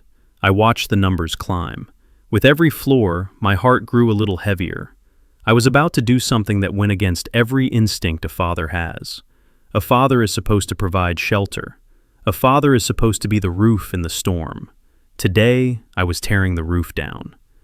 The elevator doors opened. We walked down the plush hallway. I stopped in front of door 54B. I took out the master key. I did not knock. I unlocked the door and pushed it open. The apartment smelled of stale champagne and panic. It was a mess. Suitcases were open on the floor. Clothes were draped over chairs. Boxes were half packed. Trey was standing in the middle of the living room, holding a stack of designer sneakers. He looked like he hadn't slept in a week. His eyes were red. His face was pale. When he saw me, he dropped the sneakers. "Dad," he whispered. "You are not packed," I said. I looked around the room. "You had 24 hours, Trey." "I tried, Dad," he stammered. "I tried, but there is so much stuff. I didn't know where to start. Kylie usually handles the organizing. I called a mover, but they couldn't come until Saturday. Please, just give me another day." I looked at my watch. "It is 8:05, I said. "Your lease expired 5 minutes ago. You are now trespassing." I turned to Tony. "Clear it out," I said. Tony nodded to his men. They moved like a coordinated strike team. They did not ask Trey what he wanted to keep. They just started grabbing. One man picked up the white leather sofa that Kylie loved so much, the one that cost $6,000. He hoisted it onto his shoulder like it was a bag of feathers. "Wait," Trey yelled, running forward. "Be careful with that. It is Italian leather." The man ignored him. He marched to the elevator. Another man started sweeping the expensive electronics off the media console into a large plastic bin.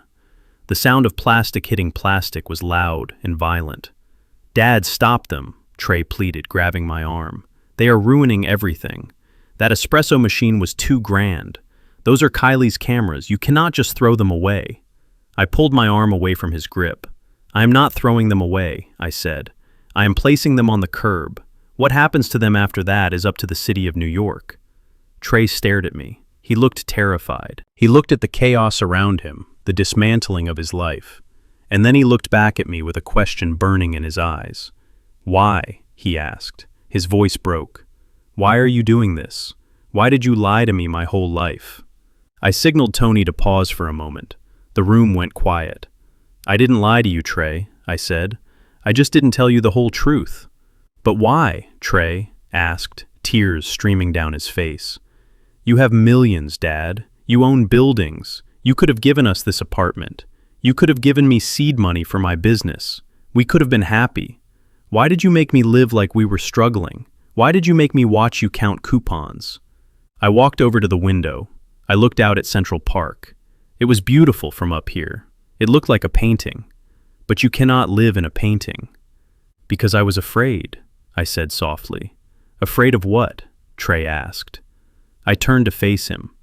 "I was afraid of this," I said, gesturing to the room full of expensive junk. "I grew up with nothing, Trey. I ate government cheese. I wore shoes with holes in them until it snowed. And that hunger, that deep burning hunger inside me, was the fuel that built this empire. It made me work harder. It made me smarter. It made me value every single dollar." I looked at him sadly. "When you were born, your mother and I made a decision. We saw what happened to our friends who got rich. We saw their children. We saw them turn into soft, entitled, useless people who thought the world owed them a living just because of their last name. They became drug addicts. They became gamblers. They became people like Kylie." I stepped closer to him. "I wanted to save you from that, Trey. I wanted you to have the hunger. So I hid the money. I drove the old truck. I stayed in the old house. I wanted you to build your own muscles. I wanted you to learn that character is what you build when nobody is helping you." I looked around the apartment again. "But I failed," I said. "I failed because even without knowing about the millions, I still gave you too much. I paid your rent. I paid your bills. I softened every blow. And instead of making you strong, I made you weak. I made you into a man who needs a woman like Kylie to tell him what to think. A man who steals from his own mother's safe because he is too scared to work." Trey hung his head. "I am sorry, Dad," he whispered. "I know you are," I said. "But sorry does not pay the rent, and sorry does not build character. Only struggle does that. And today, son, your struggle begins." I turned back to Tony. "Finish it." The men went back to work. It took them 2 hours to empty the apartment. They took the silk curtains. They took the designer rugs. They took the 60-inch television. They took the wardrobe full of clothes that Kylie had bought with money she didn't have. Trey stood in the corner holding 2 suitcases. That was all he was allowed to keep. The essentials. We rode the elevator down to the street. The sidewalk in front of Parkview Towers looked like a high-end yard sale that had been hit by a tornado. The white sofa was sitting on the dirty concrete. A bag of clothes had split open, spilling silk blouses and cashmere sweaters onto the pavement. People were walking by, stopping to stare. Some were taking pictures with their phones. "Look at that," someone said. "Must be a bad breakup." Trey walked out of the building, pulling his 2 suitcases. He stopped and looked at the pile of his former life. He looked at the doorman who was studiously looking the other way. He looked at the people taking photos. The shame on his face was total. He was no longer the special person. He was just another guy in New York who couldn't pay his bills. I stood next to him. "Here," I said, handing him a piece of paper. "What is this?" he asked, taking it. "It is a list of shelters," I said, "and a few contacts for day labor jobs. Tony says he needs guys to haul junk on weekends. It pays $15 an hour. Cash." Trey looked at the paper as if it were an alien artifact. Labor, he said. You want me to haul junk. I want you to work, Trey, I said. I want you to sweat. I want you to come home at night with your back aching and know that you earned the sandwich you are eating. He looked at me. His eyes were wide with fear. I cannot do that, Dad. I have a business degree. Then use it, I said. Figure it out, but do not call me. Do not come to the house. The restraining order is in effect. If you show up, Officer Miller will arrest you. I reached out and took the key fob from his hand. Goodbye, Trey. I turned and walked toward my truck. Dad, wait, Trey called out. Where am I supposed to go right now? It is going to rain. I did not stop. I got into my truck. I started the engine. I looked in the rearview mirror. I saw Trey standing there on the sidewalk next to the pile of garbage that used to be his status symbols. He was pulling out his phone. I watched him make a call. I saw him talking, animatedly, waving his hands. Then his shoulders slumped. He hung up. He made another call. Same result. He made a third call. The special people were not answering. The friends who drank his wine and rode in his Uber Black were suddenly busy. They smelled the failure on him, and they recoiled. Finally, on the fourth call, someone answered. I saw Trey nodding. He looked relieved, but humiliated.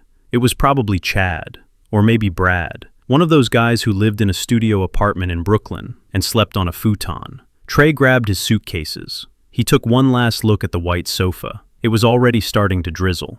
A drop of rain hit the leather, then another. He turned and began to walk toward the subway station. He was dragging the suitcases and they looked heavy. He was struggling. Good, I whispered to the empty cab of my truck. Struggle, son. Struggle until your muscles burn. Struggle until you understand. I put the truck in gear and pulled away. My heart felt like it had been ripped out of my chest and stomped on. I wanted to run after him. I wanted to give him cash. I wanted to fix it. But I knew that fixing it was what broke him in the first place.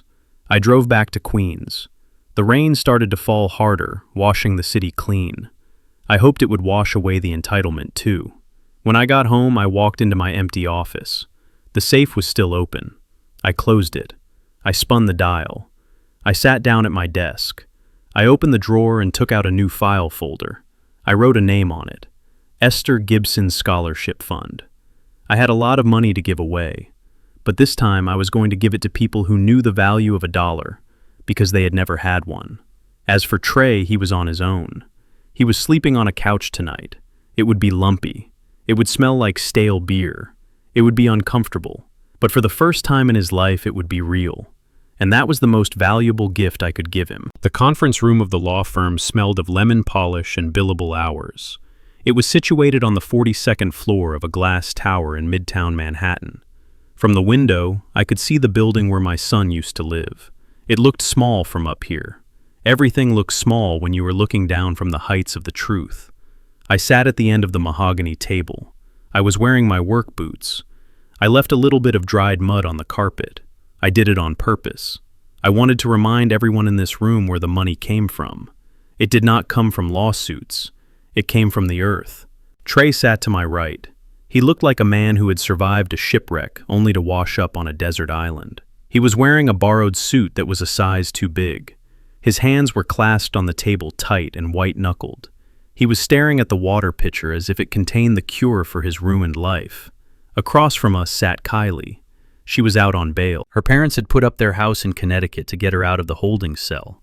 She looked different. The arrogance was still there, but it was brittle now, like old plaster. Her hair was perfectly styled, and she was wearing a white dress that looked innocent. It was a costume. She was playing the role of the wronged wife, the victim of a conspiracy. Next to her was her lawyer, Mr. Sterling. He was a man with a tan that came from a bottle and a smile that came from a shark.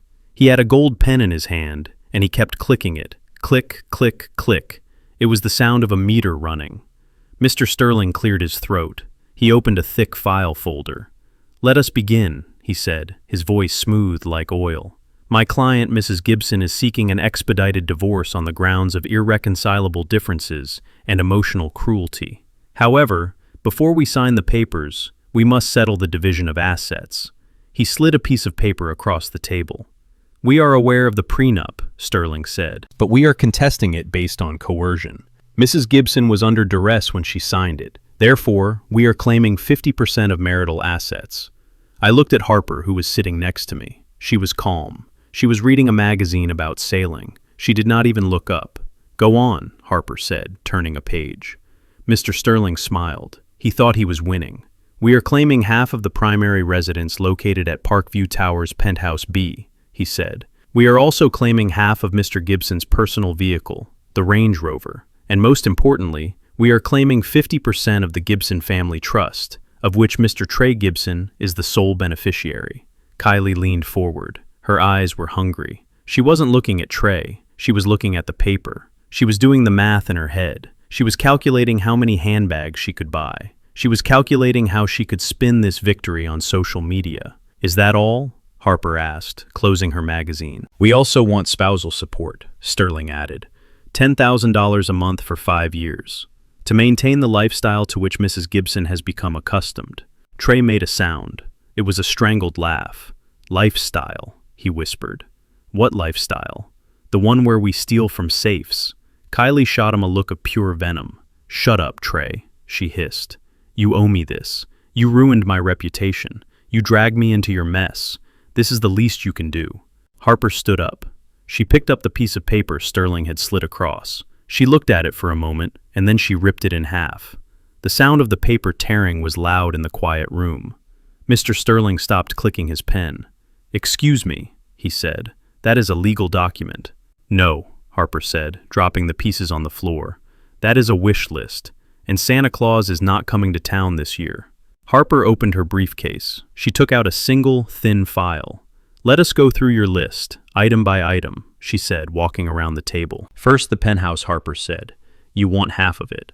"That is difficult, because half of 0 is 0. "What are you talking about?" Kylie snapped. "We lived there for 2 years. It is marital property." "It is a rental," Harper corrected her. "And not only is it a rental, but the lease has been terminated for cause. The tenant of record was Leonard Gibson. Trey Gibson was merely a permitted occupant. He owns no equity in the property. He owns no furniture. He does not even own the light bulbs." Sterling looked at his file. He frowned. "But the rent payments," he said. "They came from a joint account. Funded entirely by Leonard Gibson," Harper said. "We have the bank records. Every single dollar that went into that apartment came from my client. Trey Gibson has not contributed a cent to the household expenses in 3 years." Kylie's face twitched. "Fine," she said, waving her hand dismissively. "Keep the apartment. I do not want to live there anyway. It has bad energy. We want the car." "The Range Rover." Harper smiled. It was a cold smile. "The Range Rover," Harper said. "The one currently impounded by the police as evidence in a burglary investigation." "Yes," Sterling said. "We want the title transferred to Mrs. Gibson." "That vehicle is a company car," Harper said. "It is owned by Gibson Construction Incorporated. Trey Gibson was an authorized driver on the company insurance policy. That authorization was revoked last Tuesday. The car belongs to the corporation." Kylie slammed her hand on the table. "This is ridiculous," she screamed. "Does he own anything? Does my husband own anything at all?" Harper looked at Trey. Trey looked down at his hands. "He owns his clothes," Harper said, "and a PlayStation. And I believe he has about $400 in a checking account. You are welcome to half of that. $200. I can write you a check right now." Kylie stood up. Her face was red. She looked like she was about to explode. "You are lying," she shouted, pointing at me. "You are hiding the money. I know about the trust fund. I saw the papers in the safe. I saw the words, trust fund. You cannot hide that. That is Trey's money. It is his inheritance. And I want my share." I leaned forward. I placed my elbows on the table. "Sit down, Kylie," I said. She remained standing, breathing hard. "Sit down," I repeated, my voice hard as stone. She sat slowly. Harper handed a document to Sterling. "This is the trust instrument," Harper said. "It was established in 1998. It was funded with the profits from the sale of the patent for seismic concrete." Sterling read the document. His eyes got wide. He looked at the number at the bottom of the page. He swallowed hard. "How much is in it?" Kylie demanded. "How much?" Sterling looked at her. He looked pale. $50 million, he whispered. The room went silent. You could hear the air conditioning humming. 50 million, Kylie gasped. Her eyes glazed over. She was imagining the yachts. She was imagining the mansions. She was imagining the power. $50 million, she repeated, and I get half. 25 million. She looked at me, and for the first time she smiled. It was a terrifying smile. I knew it, she said. I knew you were holding out on us, Leonard. You old miser. You let us live in that apartment like peasants when you had $50 million sitting in a bank. She turned to Trey. She grabbed his arm. Baby, she said, her voice suddenly sweet. Did you hear that? 25 million. We can go anywhere. We can leave all this behind. We can start over. I forgive you, Trey. I forgive you for everything. I watched her. It was pathetic. It was disgusting. She was ready to forget the burglary. She was ready to forget the arrest. She was ready to love him again, for the price of $25 million. Trey looked at her hand on his arm. He looked at her face. He pulled his arm away slowly. Harper cleared her throat. Read the rest, Mr. Sterling, she said. Read Article 4, Section C. Sterling looked down at the paper. His hand started to shake. The beneficiary, Mr. Sterling read, his voice trembling, shall receive the full corpus of the trust upon his 35th birthday, provided he has demonstrated gainful employment and financial independence for a period of no less than 5 years. He paused. Keep reading, Harper said. However, Sterling continued, in the event that the beneficiary engages in criminal activity, acts of moral turpitude, or attempts to access the principal of the trust through theft or fraud, the trust shall be immediately dissolved. Kylie stopped smiling. What does that mean? She whispered.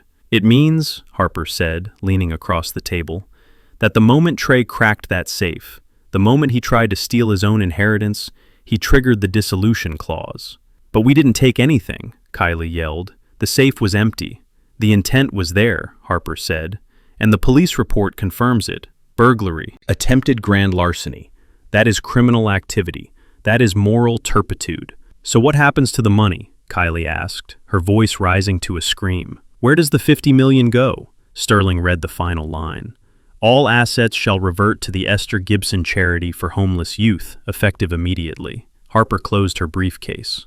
The money is gone, Mrs. Gibson, she said. It was wired to the charity account this morning. Every penny. Trey Gibson is not a beneficiary anymore. He is a donor. A very generous, involuntary donor. Kylie stared at me. Her mouth opened and closed, but no sound came out. She looked at Trey. She looked at the paper. You burned it, she whispered. You burned $50 million just to spite me. I didn't burn it, I said, standing up. I gave it to people who will appreciate it. I gave it to kids who have nothing. Kids who would never steal from their parents. You are insane, she screamed. You are a monster. That was our money. That was my future. That was a test, I said, and you failed. I looked at her with pity. If you had been a good wife, Kylie, I said, if you had loved my son for who he was and not for what you thought he had, if you had treated me with respect, if you had invited me to your wedding, that money would have been yours one day. All of it. I saw the realization hit her. It hit her like a physical blow. She realized that her greed had cost her everything. If she had just been kind, she would be a millionaire. Because she was cruel, she was nothing. She slumped in her chair. She put her head on the table and began to cry. Not fake tears this time. Real tears. Tears of a gambler who bet the house and lost. Trey stood up. He walked over to the window. He looked out at the city. Give me the papers, he said, without turning around. Mr. Sterling pulled out the divorce decree. Trey, Kylie sobbed. Do not do this. We can fight it. We can sue him. Trey ignored her. He picked up the pen. I do not want to fight, he said. I am tired of fighting. I am tired of pretending. He signed his name. It was a quick scrawl. He put the pen down. I am broke, Kylie, he said, looking at her. I have $200 and a suitcase full of clothes. I am a janitor on weekends. I am not special anymore. He looked at me. But I am free, he said. He walked toward the door. Where are you going? Kylie yelled. You cannot leave me here. I have legal fees. I have bail money to pay back. Ask your special friends, Trey said. He walked out of the room. I looked at Kylie one last time. Goodbye, Mrs. Gibson, I said. Or should I say, Miss Miller? I believe you will be using your maiden name again. It suits you. I walked out, leaving her crying in the expensive lemon-scented room. I found Trey waiting by the elevator. He looked lighter. The weight of the lie was gone. "Did you really give it all away?" he asked, looking at me. "50 million. Every cent," I said. He nodded. "Good," he said. "I didn't earn it anyway." The elevator doors opened. We stepped inside. "I have a job interview tomorrow," Trey said. "At a hardware store. Stocking shelves. Minimum wage." "It is a start," I said. "Yeah," he said. "It is a start." We rode down in silence. When we walked out onto the street, the sun was shining. It was a bright, honest light. Trey turned left toward the subway. "See you, Dad," he said. "See you, son," I said. I watched him walk away. He was walking straighter. He had no money in his pocket, but he had his soul back. I walked to my truck. I had a meeting with the director of the homeless shelter. $50 million was a lot of money to manage. I wanted to make sure they used it to build strong foundations, just like I was rebuilding mine. The Friday morning sun came through my kitchen window, but for Kylie Gibson, it was about to go dark. I sat at my table with a tablet propped up against the sugar bowl. I was drinking coffee black. On the screen was Kylie's Instagram page. She had posted a photo an hour ago. It showed her sitting on a park bench looking wistfully at the sky. The caption read, "Rising from the ashes. Sometimes you have to walk through fire to find your truth. New beginnings." It already had 10,000 likes. Her followers were eating it up. They called her brave. They called her a warrior. They had no idea that the only fire she had walked through was the one she set herself. My phone buzzed. It was Harper. "It is live," she said. "Thank you, Harper," I said. I refreshed the page. I did not post the evidence on my own account. I had 0 followers, and I liked it that way. Harper had sent the package to a popular online news outlet that specialized in exposing influencer fraud.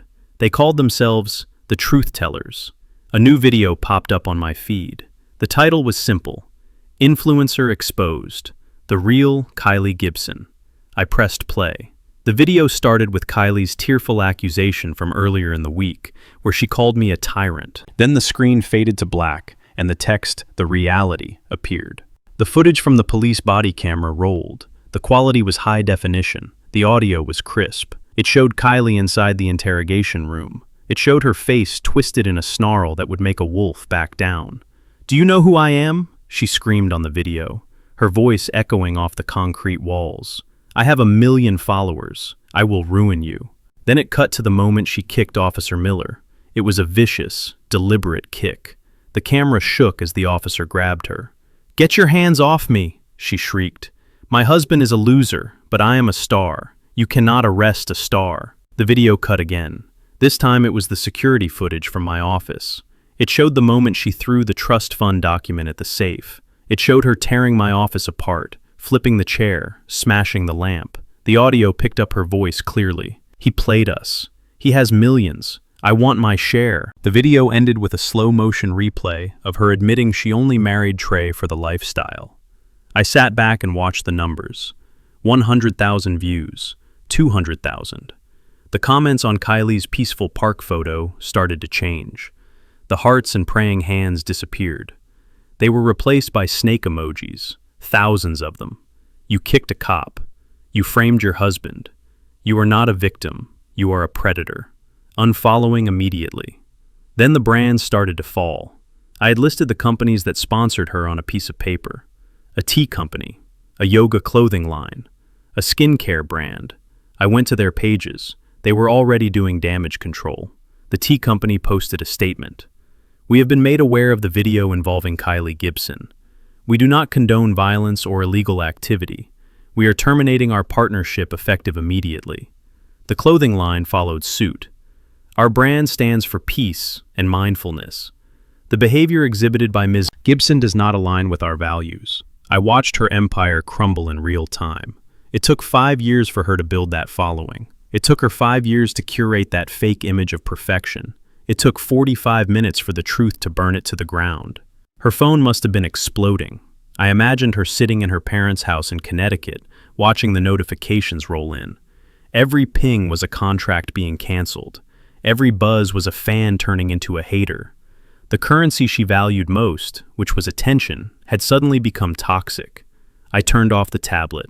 I washed my coffee cup. I walked into the living room and sat in my recliner. I waited. I knew she would come. She had nowhere else to go. Her parents would be horrified. Her friends would be ghosting her. She would think that maybe, just maybe, she could charm the old man one last time. She would think that I was her only way out of the hole she had dug. It took 3 hours. At noon, a car pulled up to my curb. It was a rental, a small gray sedan, not a luxury car. Kylie got out. She was wearing sunglasses big enough to cover half her face. She looked small. She walked up the driveway, her shoulders hunched. She did not strut. She did not click her heels. She dragged her feet. She knocked on the door. It was a soft, hesitant knock. I let her wait. I counted to 30. Then I walked to the door and opened it. She took off her sunglasses. Her eyes were swollen. Her makeup was gone. She looked like a child who had lost her mother in a supermarket. "Leonard," she whispered. "Mrs. Gibson," I said, holding the door frame. "Or is it Ms. Miller now?" "Please," she said, her voice cracking. "Please do not do this. You have to take the video down. You have to tell them it was fake. Tell them it was a deep fake. People will believe you. You are the victim. If you say it is fake, they will stop." "Why would I do that, Kylie?" I asked. "Because they are destroying me," she sobbed. "My agency just dropped me. My book deal is canceled. I have people sending me death threats. I cannot leave the house. My life is over. Your career is over," I corrected her. "Your life is just beginning. Now you get to live like the rest of us, without an audience." "Leonard, please." She reached out to grab my hand, but I pulled back. "I know I made mistakes. I know I was awful. But I was stressed. Trey was pressuring me. The industry is so hard. You have to understand.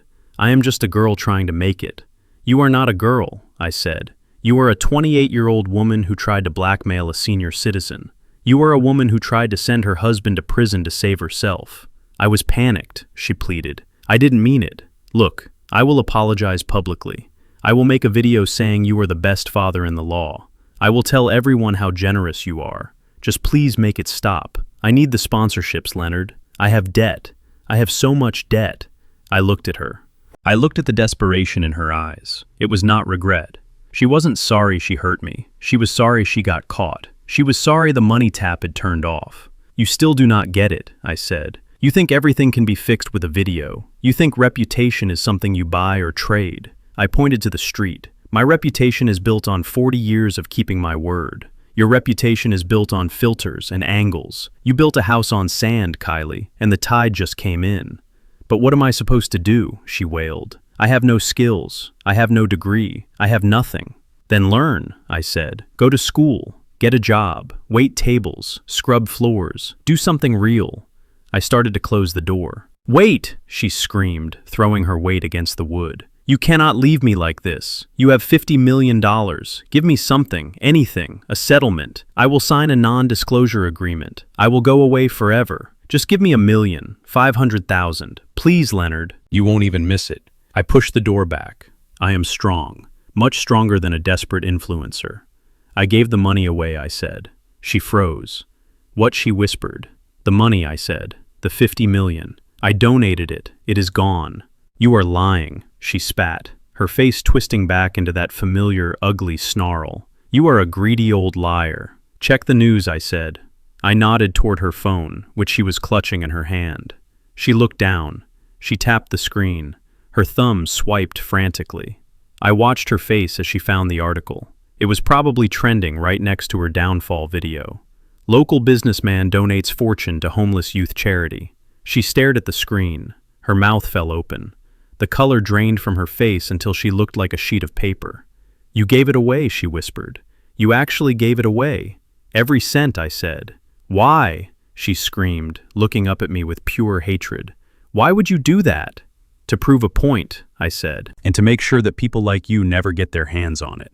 She stared at me. She looked at the house. She looked at my work boots, and finally she understood. She understood that she was not fighting a man who wanted to be rich. She was fighting a man who wanted to be free, and she had lost. "You are crazy," she whispered. "You are a crazy old man." "Maybe," I said, "but I am a crazy old man who sleeps very well at night." I closed the door. I locked the deadbolt. I heard her scream on the porch. a long, frustrated scream of a woman who realizes she has hit a wall she cannot climb and cannot buy her way through. I walked to the kitchen. I picked up my tablet. The view count on the video was up to 500,000. I saw a new comment at the top. It was from Trey. "I am sorry, Dad. You were right." I smiled. I walked to the window and watched Kylie get back into her rental car. She slammed the door so hard the car shook. She reversed out of the driveway, hitting my garbage can. She didn't stop to pick it up. She just drove away, speeding down the quiet street back to a world that no longer cared what she had to say. I went outside and picked up the garbage can. It was heavy, but I didn't mind. I liked heavy things. They were real. The street was quiet again. Mrs. Higgins was watering her flowers. She looked at me. She put down her hose. She walked over to the fence. "Leonard," she said, "I saw the news. About the donation. And the video." I nodded. "I am sorry I judged you," she said. "I didn't know." "It is okay, Mrs. Higgins," I said. "Sometimes you have to let the truth take the scenic route." She smiled. "You are a good man, Leonard." "Thank you," I said. I walked back into my house. The silence was different now. It wasn't the silence of secrets. It was the silence of peace. The storm was over. The air was clean, and I had a garden to plant. It was a Tuesday afternoon when my son came back. I was out in the yard painting the front fence. The white paint was thick and smelled of chemicals and fresh beginnings. I liked painting. It was simple work. You dip the brush, you apply the paint, and you cover up the weather damage of the past years.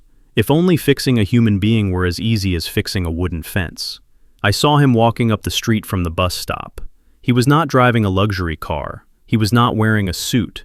He was wearing jeans that had not been washed in a week, and a t-shirt that looked too big for him now that he had lost the weight of arrogance. He was dragging one suitcase. The wheels rattled on the pavement. It was a lonely sound. He stopped at the gate. He looked at me. He looked at the house where he grew up. He looked at the man he had tried to rob. "Hello, Dad," he said. I did not put down my brush. I kept painting. I wanted him to see me working. I wanted him to see that life goes on, even when you are heartbroken. "Hello, Trey," I said. He stood there, shifting his weight from one foot to the other. He looked like a stranger. The confidence was gone. The swagger was gone. What was left was a frightened boy in a 32-year-old body. "Can I come in?" he asked. I stopped painting then. I wiped my hands on a rag. I looked him in the eye. "That depends," I said. "What are you looking for?" "I am looking for a place to sleep," he said. His voice was quiet. "I have been sleeping on Chad's couch for 3 days. His girlfriend kicked me out this morning. She said I was eating too much of their food." I nodded. It was exactly what I expected. Fair weather friends do not like it when it rains. "I have nowhere else to go, Dad," he said. "I applied for jobs. Nobody is hiring. I have a gap in my resume. I have no references. Please, I just need a room. I will stay in the basement. I will stay in the garage. I just need a break." I looked at my son. Every instinct in my body screamed at me to open the gate. Every cell in my heart wanted to pull him into a hug and tell him it would be okay. I wanted to feed him. I wanted to wash his clothes. I wanted to be his father. But being a father does not mean being a cushion. Being a father means being a guide. And sometimes the guide has to lead you through the fire, not around it. I walked over to the gate. I did not open it. I leaned over it. "You do not need a break, Trey," I said. "You have had a break your entire life. You have had a 32-year vacation funded by me. That is why you are standing here with nothing, because you never had to build anything." "I am sorry," he said, and I could see tears welling up in his eyes. "I know I messed up. I know I was ungrateful. I am sorry about the safe. I am sorry about Kylie. I am sorry about everything." "I believe you," I said, "but sorry is just a word. It is cheap. You can say sorry 1,000,000 times, and it won't put food on your table." "Then what do you want me to do?" he asked, desperate. "Tell me what to do, and I will do it." I reached into the back pocket of my work pants. I pulled out an envelope. It was not a thick envelope like the one Kylie found in the safe. It was thin. I held it out to him over the fence. "Take this," I said. He took it. His hands were shaking. He opened it. He pulled out a piece of paper. "It is a bus ticket," he said, staring at it. "Greyhound," I said. "One way. Leaves tonight at 6 o'clock from the Port Authority." He looked at the destination. "Odessa, Texas," he read. "Why Texas?" Because I have a friend in Texas, I said. His name is Mike. We worked together on a pipeline in the 80s. He runs a construction crew now. They are building a solar farm in the middle of the desert. It is hard work. It is hot work. It is 100 degrees in the shade, and there is no shade. Trey looked at me, his eyes wide with horror. You want me to work construction? He asked. In the desert. I want you to learn who you are, I said. Mike is expecting you. He has a bunk for you in the crew trailer. He will pay you $15 an hour. You will wake up at 4 in the morning. You will dig holes. You will carry steel. You will sweat until you think you are going to die. And then you will get up and do it again the next day. But Dad, Trey stammered. I have a business degree. I am not a laborer. Your business degree got you a criminal record and a divorce, I said. Maybe it is time to try labor. I looked at his hands. They were soft. They were the hands of a man who had never held anything heavier than a champagne glass. You have soft hands, Trey, I said, and soft hands make for a soft soul. You need calluses. You need to understand the weight of the world. You need to understand that money represents life energy. When you spend $1, you are spending a piece of your life. You never understood that because you were spending my life.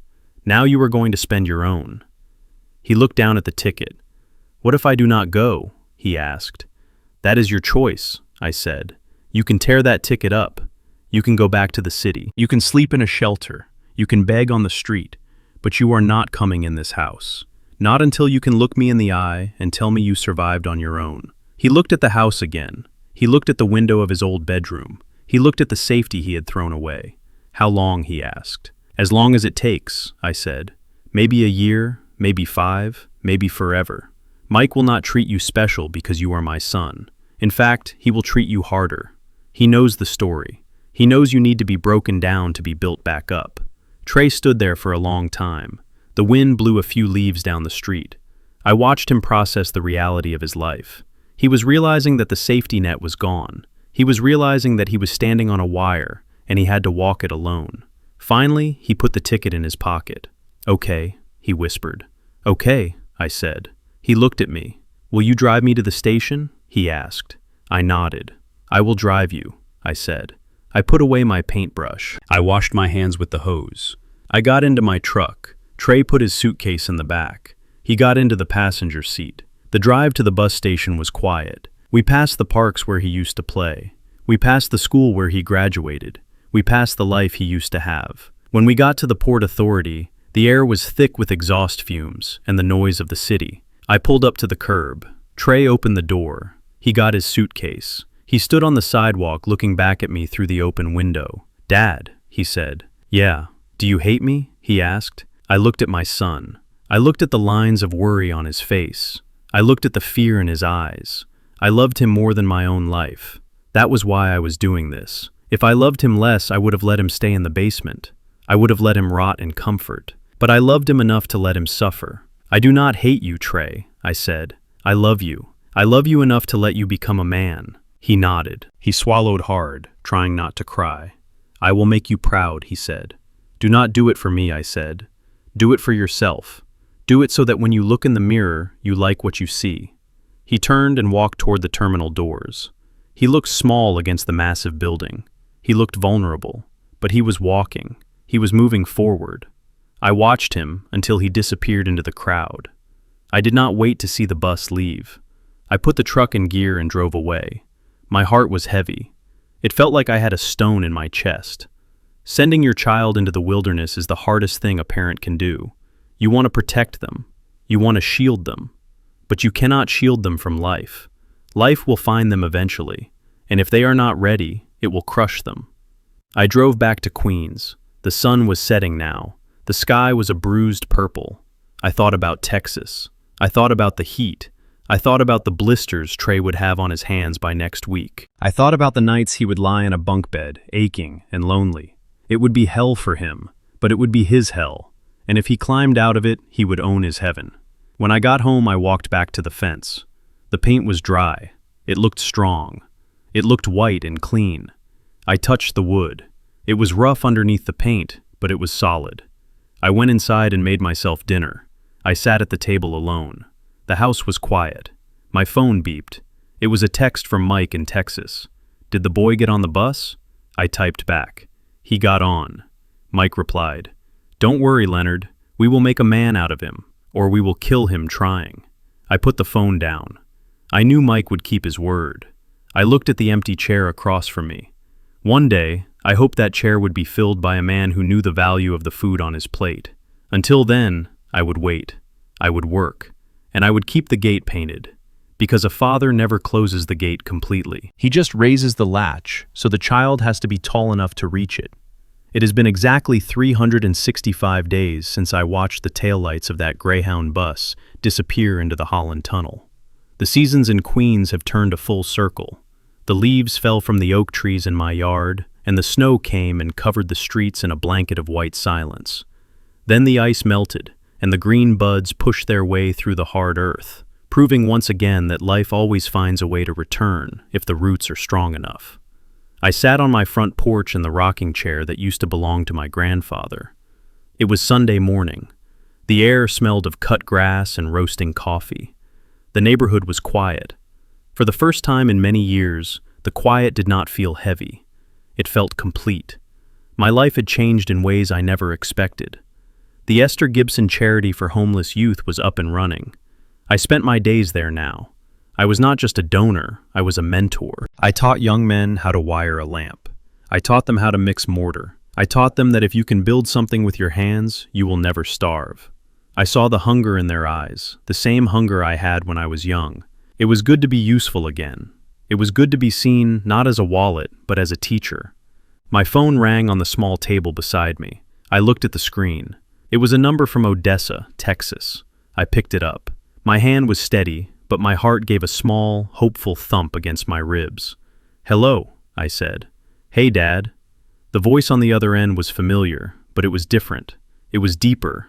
It was rougher. It did not have the whine of entitlement that used to grate on my nerves like sandpaper. It sounded tired, but it sounded strong. "Hello, Trey," I said. "How is the heat?" "It is brutal, Dad," Trey said, and I could hear a smile in his voice. "It was 104 degrees yesterday. We were laying pipe in a trench. I thought I was going to melt into the dirt, but we got it done. The foreman said we set a record for the week."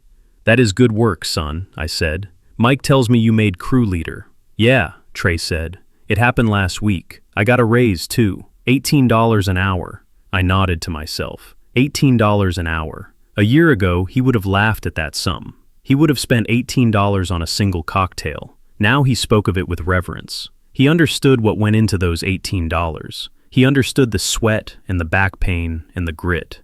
"I checked my banking app this morning," I said. "I saw a notification, $200. There was a silence on the other end, a shy silence. "Yeah," Trey said. "I sent that over. I know it is not much, Dad. I know it is nothing compared to what you have. But I wanted to get you something.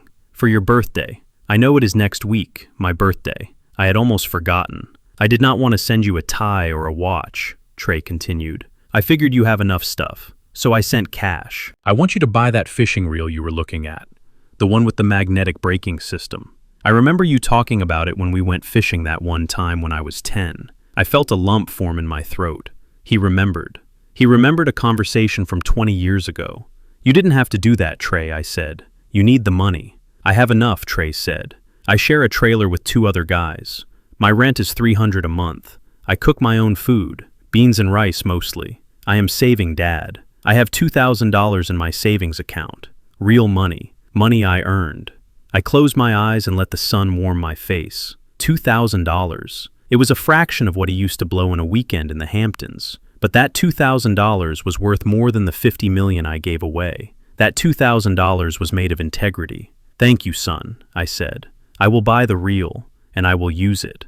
"How are you, Dad?" he asked. "Is the house okay?" "The house is fine," I said. I painted the fence. "Mrs. Higgins says hello. Tell her I said hi," Trey said. "And Dad." "Yes. I saw the article about Kylie." I went still. I had wondered if news traveled that far. "Oh," I said. "Yeah, one of the guys on the crew showed me," Trey said. "She is doing community service now, right? Picking up trash on the highway." "She is," I said. "It is part of her plea deal for the assault charge. She has to do 500 hours. Trey let out a long breath. I almost called her, he said. When I first got here, when the blisters on my hands were bleeding and I was sleeping on a cot that smelled like diesel fuel, I almost called her to beg her to take me back. I thought maybe we could figure something out. But you didn't, I said. No, Trey said, I didn't, because I realized something out here in the desert. I realized that she never looked at me the way you look at me. She looked at me like I was a prop. You looked at me like I was a person, even when you were angry, even when you were kicking me out. You saw me. I gripped the phone tighter. I see you, Trey, I said. I see you clearly. I am going to stay here a while longer, Dad, he said. Mike says there is another project coming up in New Mexico. Big pipeline job. He wants me to run the logistics. He says my business degree actually helps with the spreadsheets. Imagine that, I said, chuckling. Education meeting application. Yeah, Trey laughed. Who knew? He paused. I miss you, Dad. I miss you too, son. Can I come visit? He asked. Maybe at Christmas. I will pay for my own ticket. I will get a hotel so I do not intrude. I looked at the empty driveway. I looked at the front door that I had locked against him a year ago. You do not need a hotel, Trey, I said. The restraining order has expired, and the basement room is empty. I think I might have even left a light on for you. Really? He asked, his voice sounding young again. Really? I said. Just wipe your boots before you come in. I just refinished the floors. I will, Dad, I promise. I have to go, Trey said. The lunch whistle just blew. Back to the trench. Work hard, I said. Always, he said. Love you, Dad. Love you, son. The line went dead. I put the phone down on the table.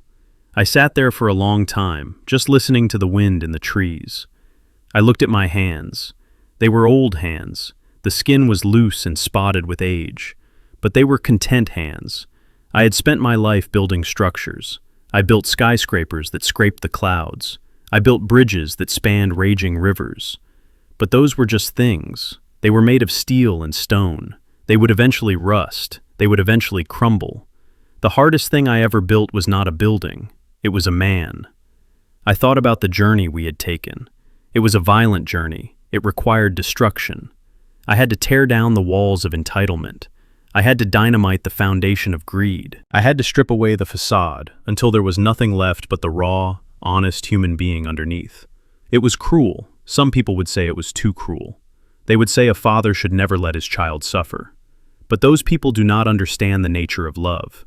Love is not a soft pillow. Love is a grindstone. It sharpens you. It wears you down until you are keen and true. I looked at the street where Kylie had driven away in her rage. She was gone. She was a ghost of a past mistake. She was a lesson that had to be learned. I did not hate her. I pitied her. She was still chasing the shadow of happiness while my son was out there in the heat, holding the substance of it in his hands. I stood up and walked to the edge of the porch. People talk about family like it is a magic spell. They say blood is thicker than water. They say you have to support your kin, no matter what. I looked out at the neighborhood. I saw the kids playing basketball down the street. I saw Mrs. Higgins tending her roses. I realized the truth then. Family is not biology. Family is not DNA. You do not get to be family just because you share a last name or a genetic code. Family is respect. Family is the people who stand by you when the money runs out. Family is the people who tell you the truth, even when it hurts. Family is the son who sends you $200 from a ditch in Texas, not because he has to, but because he wants to honor you. I had lost a dependent, but I had gained a family member. I walked down the steps to the garden. The soil was warm. I knelt down and dug my fingers into the earth. It felt good. It felt real. I was Leonard Gibson. I was a builder. I was a father. And for the first time in a long time, I was a free man. I looked up at the sky. It was a bright, endless blue. I am ready for Christmas, I whispered to the wind. I stood up and brushed the dirt from my knees. I had work to do. There were young men at the shelter waiting for me. They needed to know how to hold a hammer. They needed to know that their past did not define their future. I walked to my truck and opened the door. I looked back at the house one last time. It wasn't just a house anymore. It was a home. I started the engine. The radio came on playing an old blues song. I smiled. Life is good. And the best part is, We are just getting started. This journey taught me that you cannot build a strong house on a rotten foundation. For years, I confused enabling with loving, thinking that shielding my son from the world was my duty. I was wrong. True love is not about making life easy. It is about making character strong. I learned that family is not defined by whose blood runs in your veins, but by who stands by you when the bank account runs dry. Dignity is expensive, but it is the only luxury worth paying for. I lost a dependent, but I found my self-worth. If you believe that respect is the true currency of family, hit that like button and tell me in the comments, have you ever had to use tough love to save someone you care about? I read every story. Don't forget to subscribe for more truth. See you in the next one.